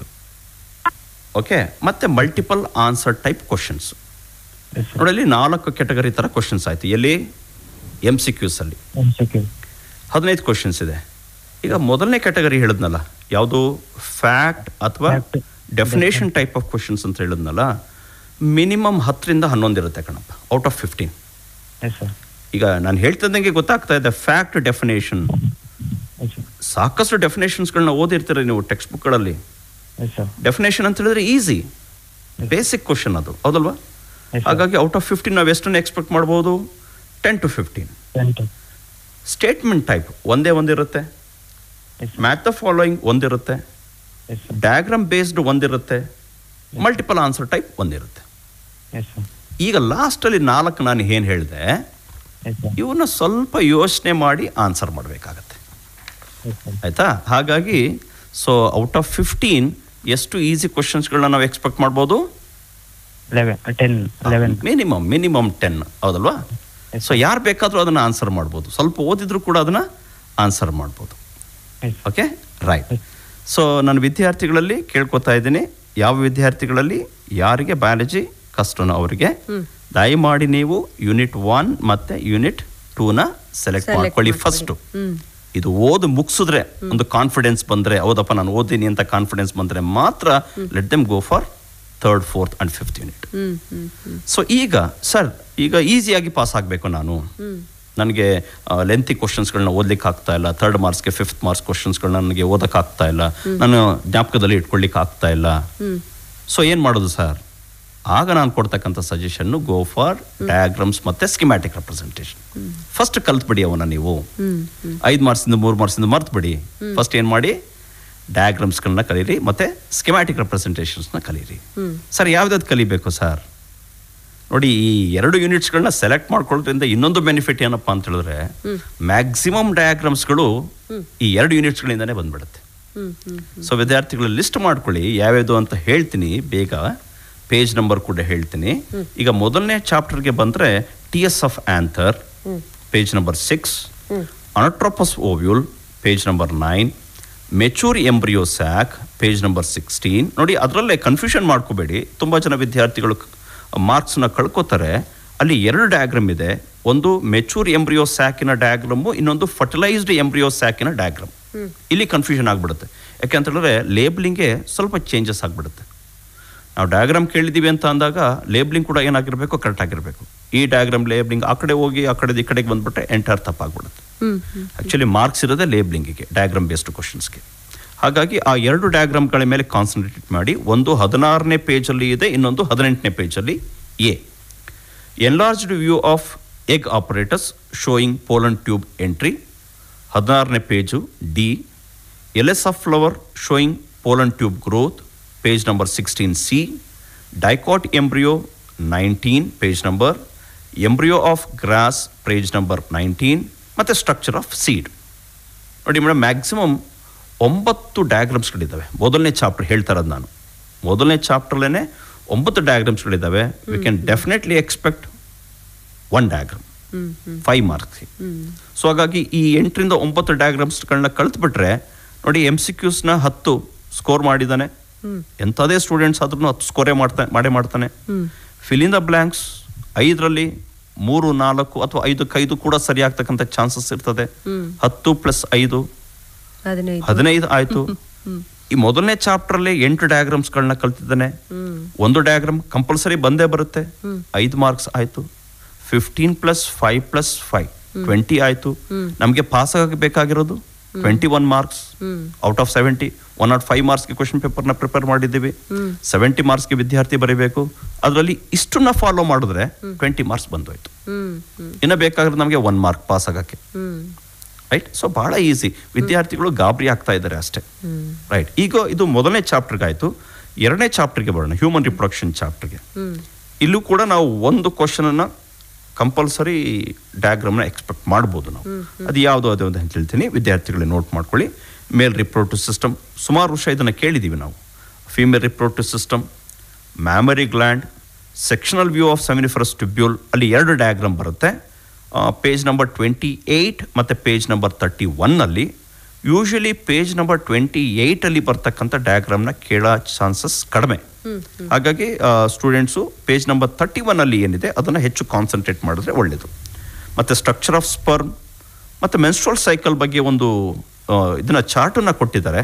ಆ ಚಾರ್ಟ್ ಮೇಲೆ ಹಾರ್ಟ್ ಟೈಪ್ ಆಫ್ ಕ್ವಶನ್ ಬರುತ್ತೆ. ಸೊ ಹಾಗಾಗಿ ವಿದ್ಯಾರ್ಥಿಗಳು ಅದ್ರ ಮೇಲೆ ಗಮನಿಸಬೇಕು. ವಿದ್ಯಾರ್ಥಿಗಳು ನೋಡಿ, ಮೆನ್ಸ್ಟ್ರಲ್ ಸೈಕಲ್ ಬಗ್ಗೆ ಏನು ನಿಮಗೆ ಅಲ್ಲಿ ಚಾರ್ಟ್ ಕೊಟ್ಟಿದ್ದಾರೆ ಅದ್ರ ಮೇಲೆ ಹಾರ್ಟ್ ಲೆವೆಲ್ ಕ್ವಶನ್ ಬರ್ತಕ್ಕಂಥ ಚಾನ್ಸಸ್ ಇರುತ್ತೆ. Page number 34. ಮೇಡಮ್ ನೋಡಿ, ಇಲ್ಲಿ ಚಾಪ್ಟರ್ 2 6 ಡಯಾಗ್ರಾಮ್ಸ್ ಇದೆ. 6 ಡಯಾಗ್ರಾಮಲ್ಲಿ 1 ಡಯಾಗ್ರಾಮ್ ಕಂಪಲ್ಸರಿ ಬರುತ್ತೆ. ಸೊ ಅಲ್ಲಿ 20 ಮಾರ್ಕ್ಸ್ ಆಗಿತ್ತು, ಈಗ ಪ್ಲಸ್ 5 ಮಾರ್ಕ್ಸ್ ಆ್ಯಡ್ ಆಯಿತು, 25 ಮಾರ್ಕ್ಸ್ ಆಯಿತು. ನಮಗೆ ಪಾಸ್ ಆಗಬೇಕಾಗಿರೋದು 21 ಮಾರ್ಕ್ಸ್. ನಾನು ಸ್ಲೋ ಬ್ಲೂಮರ್ಸನ್ನು ಗಮನದಲ್ಲಿ ಇಟ್ಕೊಂಡು ಹೇಳ್ತಾ ಇದ್ದೀನಿ ಅಲ್ವಾ? ರೈಟ್. ಈಗ ಚಾಪ್ಟರ್ ನಂಬರ್ 3 ಯಾವುದೇ ರೀತಿಯ ಡಯಾಗ್ರಾಮನ್ನು ಡೈರೆಕ್ಟಾಗಿ ಕೇಳೋದು ಭಾಳ ಕಡಿಮೆ. ಹಾಗಾಗಿ ಚಾಪ್ಟರ್ ನಂಬರ್ 4 ಬರೋಣ. ಮೆಂಡಿಲಿಯನ್ ಇನ್ಹೆರಿಟೆನ್ಸ್ ಚಾಪ್ಟರು. ಇಲ್ಲೂ ಕೂಡ ಸಾಕಷ್ಟು ಡಯಾಗ್ರಾಮ್ಸ್ಗಳು ಮತ್ತು ಸ್ಕೀಮ್, ಎಕ್ಸ್ಪೆಷಲಿ ಸ್ಕಿಮ್ಯಾಟಿಕ್ ರೆಪ್ರೆಸೆಂಟೇಷನ್ಸ್ಗಳು ಈ ಚಾಪ್ಟರಿಂದ ಬರ್ತಕ್ಕಂಥ ಸಾಧ್ಯತೆಗಳು ಜಾಸ್ತಿ ಇದೆ. ಅದರಲ್ಲಿ ಕಾಮನ್ ಆಗಿ ಕೇಳ್ತಕ್ಕಂಥದ್ದು, ತುಂಬ ದೊಡ್ಡ ವಿದ್ಯಾರ್ಥಿನೂ ಕೂಡ ಬಹಳ ಚೆನ್ನಾಗಿ ಬರೀತಕ್ಕಂಥ ಕಾನ್ಸೆಪ್ಟ್ಗಳು. ಇನ್ಹೆರಿಟೆನ್ಸ್ ಆಫ್ 1 ಜೀನ್ ಅಂತ ಇದೆ ಪೇಜ್ ನಂಬರ್ 56. ಅದೇ ರೀತಿ ಇನ್ಹೆರಿಟೆನ್ಸ್ ಆಫ್ 2 ಜೀನ್ಸ್ ಇದೆ ಪೇಜ್ ನಂಬರ್ 63. ಎಕ್ಸ್ಪೆಷಲಿ ಕ್ವಶನ್ ಬ್ಯಾಂಕನ್ನು ನೋಡ್ಬೋದು ವಿದ್ಯಾರ್ಥಿಗಳು. ಅಲ್ಲಿ ಇನ್ಹೆರಿಟೆನ್ಸ್ ಆಫ್ 2 ಜೀನ್ಸ್ ಏನಿದೆ ಅದರಿಂದ ಒಂದು ಹಾರ್ಟ್ ಲೆವೆಲ್ ಕ್ವಶನ್ಸ್ನ ಕೇಳ್ತಕ್ಕಂಥ ಚಾನ್ಸಸ್ ಇರ್ತದೆ. ಹಾಗಾಗಿ ಅದನ್ನ ಚೆನ್ನಾಗಿ ಕಲ್ತ್ಬಿಟ್ರೆ ಹಾರ್ಟ್ ಲೆವೆಲ್ ಕ್ವಶನ್ನು ಕೂಡ ವಿದ್ಯಾರ್ಥಿ ಆನ್ಸರ್ ಮಾಡ್ಬೋದು. ಸೊ ನೆಕ್ಸ್ಟು ಟೆಸ್ಟ್ ಕ್ರಾಸ್ ಈಸಿಯಾಗಿ ಬರೀತಾರೆ. ಇದೆಲ್ಲ ಸ್ಕೀಮಿಗೆ ಬರ್ತಕ್ಕಂಥದ್ದು. Incomplete dominance, schematic representation, blood grouping ಅಂತ ಒಂದು ಕಾನ್ಸೆಪ್ಟ್ ಇದೆ, ಅದು ಹಾರ್ಟ್ ಲೆವೆಲ್ಸ್ಗೆ ಬರ್ತದೆ. ಸೊ ಬ್ಲಡ್ ಗ್ರೂಪಿಂಗ್ ವಿದ್ಯಾರ್ಥಿಗಳು ಕಾನ್ಸಂಟ್ರೇಟ್ ಮಾಡಿ. ಪೆಡಿಗ್ರಿ ಅನಾಲಿಸಿಸ್ ಅಂತ ಇದೆ, ಪೆಡಿಗ್ರಿ ಸಿಂಬಲ್ಸ್ ಪೇಜ್ ನಂಬರ್ 72 ಇದೆ. ಮತ್ತು ಪೆಡಿಗ್ರಿ ಚಾರ್ಟ್, 2 ಪೆಡಿಗ್ರಿ ಚಾರ್ಟನ್ನು ಕೊಟ್ಟಿದ್ದೀವಿ ನಮ್ಮ ಟೆಕ್ಸ್ಟ್ ಬುಕ್ಕಲ್ಲಿ. ಒಂದು ಆಟೋಸೋಮಲ್ ರಿಸೆಸಿವ್ ಟ್ರಯಟ್ ಮತ್ತು ಆಟೋಸೋಮಲ್ ಡಾಮಿನೆಂಟ್ ಟ್ರಯಟ್. ಸೊ ಇಷ್ಟನ್ನ ನೋಡಿಕೊಂಡ್ರೆ, ಸೊ ಟೋಟಲ್ 7 ಆಯಿತು. ಇಷ್ಟನ್ನ ನೋಡಿಕೊಂಡ್ರೆ ಮೇಡಮ್ ಕಂಪಲ್ಸರಿ ಒಂದು ಗ್ಯಾರಂಟಿ ನೋಡಿ, ಅಲ್ಲಿ 25 ಮಾರ್ಕ್ಸ್ ಆಗಿತ್ತು ಸೆಕೆಂಡ್ ಚಾಪ್ಟರ್ಗೆ, ಪ್ಲಸ್ ಈಗ 5 ಆ್ಯಡ್ ಆಯಿತು. ಸೊ 30 ಆಯಿತು ಮೇಡಮ್. 30 ಆಯಿತು. ಸೊ ಈಗ ನಾನು ಮುಗಿಸಿದ್ದು ಮೊದಲನೇ ಯೂನಿಟಿನ 2 ಚಾಪ್ಟರು ಮತ್ತು 2ನೇ ಯೂನಿಟಿನ ಮೊದಲನೇ ಚಾಪ್ಟರ್. ಸೊ ಇಷ್ಟು ಕಂಪ್ಲೀಟ್ ಮಾಡಿ ಎಷ್ಟಾಯಿತು? 30 ಮಾರ್ಕ್ಸ್ ಆಯಿತು ಮೇಡಮ್. ಈಗ ಪಾಸ್ ಆಗಕ್ಕೆ ಏನೋ ತೊಂದರೆ ಇಲ್ಲ. ಪಾಸ್ ಆಗಕ್ಕಲ್ಲ ಮೇಡಮ್, ನಾನು ಪಾಸ್ ಆಗಕ್ಕೆ ಹೇಳ್ತಾ ಇಲ್ಲ, ಫಸ್ಟ್ ಕ್ಲಾಸ್ ಬರಕ್ಕೆ ಹೇಳ್ತಾ ಇದ್ದೀನಿ. ಫಸ್ಟ್ ಕ್ಲಾಸ್ ಸ್ಲೋ ಬ್ಲೂಮರ್ಸ್ ಕೂಡ so they can score more than 60 marks. So ಅವ್ರಿಗೆ ಹೇಳ್ತಾ ಇದ್ದೀನಿ. ಹಾಗಾಗಿ ಇಲ್ಲಿ ಸ್ಲೋ ಬ್ಲೂಮರ್ಸ್ ಅಂತ ಉಪಯೋಗಿಸೋದೇ ಬೇಡ ವರ್ಡ್, ರೈಟ್? ಸೊ ಹಾಗಾಗಿ ಸೊ 5ನೇ ಚಾಪ್ಟರ್ಗೆ ಬರೋಣ. ಸೊ ಮಕ್ಕಳಿಗೆ ಇದನ್ನ ಅರ್ಥ ಮಾಡ್ಕೊಳ್ಳೋದು ಕಷ್ಟ. ಮಾಲಿಕ್ಯುಲರ್ ಬೇಸ್ ಆಫ್ ಇನ್ಹೆರಿಟೆನ್ಸ್ ಅಂತ ಕರಿತೀವಿ ಈ ಚಾಪ್ಟರ್ನ. ಇದೇನಪ್ಪ ಇಷ್ಟೊಂದು ಡಿಫಿಕಲ್ಟಿ ಇದೆ ಅಂತ ಅನ್ಸುತ್ತೆ ಮಕ್ಕಳಿಗೆ ಚಾಪ್ಟರ್. ಆದ್ರೆ ಸ್ಕೋರಿಂಗ್ ಇದೆಯಲ್ಲ ಬಹಳ ಈಸಿ. 13 ಮಾರ್ಕ್ಸ್ ವೇಟೇಜ್ ಇದೆ ಮೇಡಮ್ ಇದಕ್ಕೆ. ಈ ಚಾಪ್ಟರ್ಗೆ 2 5 ಮಾರ್ಕ್ಸಿನ ಕ್ವಶನ್ ಕೇಳ್ತೀವಿ. ಅದರಲ್ಲಿ 1 5 ಮಾರ್ಕ್ಸಿನ ಕ್ವಶನ್ ಮಾತ್ರ ಬಹಳ ಈಸಿ ಇರ್ತದೆ. ಅದು ಡಯಾಗ್ರಾಮ್ ಬೇಕಾದ್ರೂ ಕೇಳ್ಬೋದು, ಅಥವಾ ಡಿಸ್ಕ್ರಿಪ್ಟಿವ್ ಟೈಪ್ ಆಫ್ ಕ್ವಶನ್ ಬೇಕಾದ್ರೂ, ಎಕ್ಸ್ಪ್ರೆಷನ್ ಟೈಪ್ ಆಫ್ ಕ್ವಶನ್ ಬೇಕಾದ್ರೂ ಕೇಳ್ಬೋದು. ಸೊ ಅದರಲ್ಲಿ ಡಯಾಗ್ರಾಮ್ನ ಕೇಳೋದಾದ್ರೆ ಯಾವ ಕ್ವಶನ್ನ ಕೇಳ್ಬೋದು? ನ್ಯೂಕ್ಲಿಯೋಸೋಮ್ ಅಂತ ಇದೆ ಪೇಜ್ ನಂಬರ್ 83. ರೆಪ್ಲಿಕೇಶನ್ ಫೋರ್ಕ್ ಅಂತ ಇದೆ ಪೇಜ್ ನಂಬರ್ 91. ಟ್ರಾನ್ಸ್ಕ್ರಿಪ್ಷನ್ ಯೂನಿಟ್ ಅಂತ ಇದೆ ಪೇಜ್ ನಂಬರ್ 92. ಮತ್ತು ಲ್ಯಾಕ್ ಓಪರಾನ್ ಅಂತ ಇದೆ ಪೇಜ್ ನಂಬರ್ 101. ಇವು 4 ಕಲಿತ್ರೆ ಮ್ಯಾಕ್ಸಿಮಮ್ 1 ಬಂದ್ಬಿಡ್ತದೆ. ಸೊ 3 ಮಾರ್ಕ್ಸಿಗೆ ಬರ್ಬೋದು ಅಥವಾ 5 ಮಾರ್ಕ್ಸಿಗೆ ಬರ್ಬೋದು. ಮತ್ತೆ ಇದೇ ಚಾಪ್ಟರ್ಲಿ ಸಿಂಪಲ್ ಆಗಿ ಎಕ್ಸ್ಪ್ಲನೇಷನ್ ಟೈಪ್ ಆಫ್ ಯಾವ ರೀತಿ ಕ್ವಶನ್ಸ್ನ ಕೇಳ್ಬೋದು ಅನ್ನೋದು ನಾನು ಮುಂದೆ ಅಲ್ಲಿ ಹೇಳ್ತೀನಿ ನಾನು. ಸೊ ಮೇಡಮ್ 30 ಮಾರ್ಕ್ಸ್ ಆಗಿತ್ತು, ಈಗ ಅದಕ್ಕೆ 3 ಮಾರ್ಕ್ಸ್ ಆ್ಯಡ್ ಮಾಡ್ಕೊಳ್ಳಿ ಸಾಕು. 33 ಆಯಿತು. ಓಕೆ, ಈಗ ಚಾಪ್ಟರ್ 6ಗೆ ಬರೋಣ. ಮ್ಯಾಕ್ಸಿಮಮ್ ಕ್ವಶನ್ ಪೇಪರ್ಗಳಲ್ಲಿ ಈ ಕ್ವಶನ್ ಇದೆ, ಕಾಮನ್ ಆಗಿ ಕೇಳ್ತಕ್ಕಂಥ ಕ್ವಶನ್. ವಿದ್ಯಾರ್ಥಿಗಳೇ ಬಹಳ ಈಸಿ ಆಗಲಿ ಅಂತ ಒಂದು ಮಿಲ್ಲರ್ ಎಕ್ಸ್ಪರಿಮೆಂಟಿನ ಡಯಾಗ್ರಾಮ್ ಮೇಡಮ್. ಮ್ಯಾಕ್ಸಿಮಮ್ ಕೇಳ್ತಾನೆ ಇರ್ತೀವಿ ನಾವು, ಇದೊಂದೇ ಡಯಾಗ್ರಾಮ್ ಇರೋದು. ಹಾಗಾಗಿ ಈ ಡಯಾಗ್ರಾಮ್ನ ಕಲಿತ್ರೆ 5 ಮಾರ್ಕ್ಸ್ ಬಹಳ ಈಸಿಯಾಗಿ ಸ್ಕೋರ್ ಮಾಡ್ಬೋದು. ಸೊ 33 ಪ್ಲಸ್ 5 38 ಆಯಿತು. ಸೊ ಎಷ್ಟು ಚಾಪ್ಟರ್ ಓದಿ? ಫಸ್ಟ್ 2 ಯೂನಿಟ್ಸ್ 6 ಚಾಪ್ಟರ್ಸ್ಗಳನ್ನ ಓದಿ ಮ್ಯಾಕ್ಸಿಮಮ್ 35 ಮಾರ್ಕ್ಸ್ ಸ್ಕೋರ್ ಮಾಡ್ಬೋದು. 35 ಮತ್ತೆ ಔಟ್ ಆಫ್ 70 35 50 ಮಾರ್ಕ್ಸ್ ಸ್ಕೋರ್ ಮಾಡಾಯ್ತು. ಪ್ರಾಕ್ಟಿಕಲ್ಗೆ ಬರೋಣ. ಈಗ ಪ್ರಾಕ್ಟಿಕಲಲ್ಲಿ ಮಿನಿಮಮ್ 20 to 30 ಇನ್ ಬಿಟ್ವೀನ್ ಯಾವ್ದಾದ್ರು ಒಂದು ಮಾರ್ಕ್ಸ್ ಬರುತ್ತೆ. 20 ಬರ್ಬೋದು, 25 ಬರ್ಬೋದು, ಅಥವಾ 30 ಕೂಡ ಬರ್ಬೋದು. ಸೊ ಅಲ್ಲಿ 25 ಬಂದಿದೆ ಅಂತ ತಿಳ್ಕೊಳ್ಳೋಣ. ಥಿಯರಿನಲ್ಲಿ 35 ಬಂದಿದೆ ಅಂತ ತಿಳ್ಕೊಳ್ಳೋಣ. We can expect more than 35. ಯಾಕೆಂದ್ರೆ 60 ಮಾರ್ಕ್ಸಿಗೆ ಓದಿದ್ದಾನೆ ಅವನು. ನೋಡಿ 25 ಮಾರ್ಕ್ಸ್ ಇನ್ನೂ ನಾವು ಬಿಟ್ಟು ಕೊಟ್ಬಿಟ್ಟು ಹೇಳ್ತಾ ಇದ್ದೀವಿ. ಸೊ ಅಲ್ಲಿ 35 ಆಯಿತು, ಇಲ್ಲಿ 25 ಆಯಿತು, 60. ಸೊ ಸ್ಲೋ ಬ್ಲೂಮರ್ ಕೂಡ ಫಸ್ಟ್ ಕ್ಲಾಸ್ ಬರ್ಬೋದು. ಸೊ ಒಂದು ಸಿಸ್ಟಮ್ಯಾಟಿಕ್ ವೇನಲ್ಲಿ ಓದಬೇಕು, ಹೇಗೆಗೋ ಓದೋದಲ್ಲ. ಈಗ ನಾನು ಏನು ಹೇಳಿದೆ ಇದನ್ನ ಫಾಲೋ ಮಾಡಿಬಿಟ್ರೆ ಖಂಡಿತ ಅವರು ಫಸ್ಟ್ ಕ್ಲಾಸ್ ಮಾರ್ಕ್ಸ್ನ ಸ್ಕೋರ್ ಮಾಡ್ಬೋದು. ಇದ್ರ ಜೊತೆಗೆ ಟೈಮ್ ಉಳೀತು, ಇನ್ನು ಯಾವ್ಯಾವ ಚಾಪ್ಟ್ರಿಂದ ನಾವು ಡಯಾಗ್ರಾಮ್ನ ಕೇಳ್ಬೋದು. ಸೊ ಹೇಳ್ತೀನಿ, ಚಾಪ್ಟರ್ ನಂಬರ್ 7 ಕಾಮನ್ ಆಗಿ ಕೇಳ್ತಕ್ಕಂಥ ಕ್ವಶನ್ನು ಲೈಫ್ ಸೈಕಲ್ ಆಫ್ ರೆಟ್ರೋವೈರಸ್ ಕೇಳ್ತೀವಿ ನಾವು. ಆಂಟಿಬಾಡಿ ಮಾಲಿಕ್ಯೂಲ್ ಸ್ಟ್ರಕ್ಚರ್ನ ಕೇಳ್ತೀವಿ 3 ಮಾರ್ಕ್ಸ್ಗೆ. ಮತ್ತೆ replication of life cycle of plasmodium ಒಂದಿದೆ, ಮತ್ತೆ ರೆಪ್ಲಿಕೇಶನ್ ಆಫ್ ರೆಟ್ರೋವೈರಸ್, ಟೋಟಲ್ 3 ಬಂದ್ಬಿಡುತ್ತೆ. ಸೊ 5 ಮಾರ್ಕ್ಸ್ಗೆ 2 ಎಕ್ಸ್ಪೆಕ್ಟ್ ಮಾಡ್ಬೋದು. ಆಂಟಿಬಾಡಿ ಮಾಲಿಕ್ಯೂಲ್ನ 3 ಮಾರ್ಕ್ಸ್ಗೆ ಎಕ್ಸ್ಪೆಕ್ಟ್ ಮಾಡ್ಬೋದು. ಸೊ ಹಾಗಾಗಿ ಈ ಡಯಾಗ್ರಾಮ್ನ ಕಲಿಬೇಕಾಗ್ತದೆ. ಚಾಪ್ಟರ್ 8ಗೆ ಬಂದರೆ ಅಲ್ಲಿ ಒಂದೇ ಒಂದು ಡಯಾಗ್ರಾಮ್ ಇದೆ, ಟಿಪಿಕಲ್ ಬಯೋಗ್ಯಾಸ್ ಪ್ಲಾಂಟ್ ಅಂತ. ಸೊ ಇದು ಕೂಡ 5 ಮಾರ್ಕ್ಸ್ಗೆ ಕೇಳ್ತಕ್ಕಂಥ ಚಾನ್ಸಸ್ ಇರ್ತದೆ. ಚಾಪ್ಟರ್ ನಂಬರ್ 9ಗೆ ಬಂದರೆ diagrammatic representation of recombinant DNA technology ಇದೆ, 3 ಮಾರ್ಕ್ಸ್ಗೆ ಕೇಳ್ತಕ್ಕಂಥದ್ದು. PBR 322 ಅದೊಂದು ಡಯಾಗ್ರಾಮ್ ಇದೆ. ಇದನ್ನ ಹಾರ್ಟ್ಸ್ ಲೆವೆಲಲ್ಲಿ ಎಕ್ಸ್ಪೆಕ್ಟ್ ಮಾಡ್ತಕ್ಕಂಥ ಚಾನ್ಸಸ್ ಇರ್ತದೆ, ವಿದ್ಯಾರ್ಥಿಗಳು ಗುರುತು ಮಾಡ್ಕೋಬೇಕು.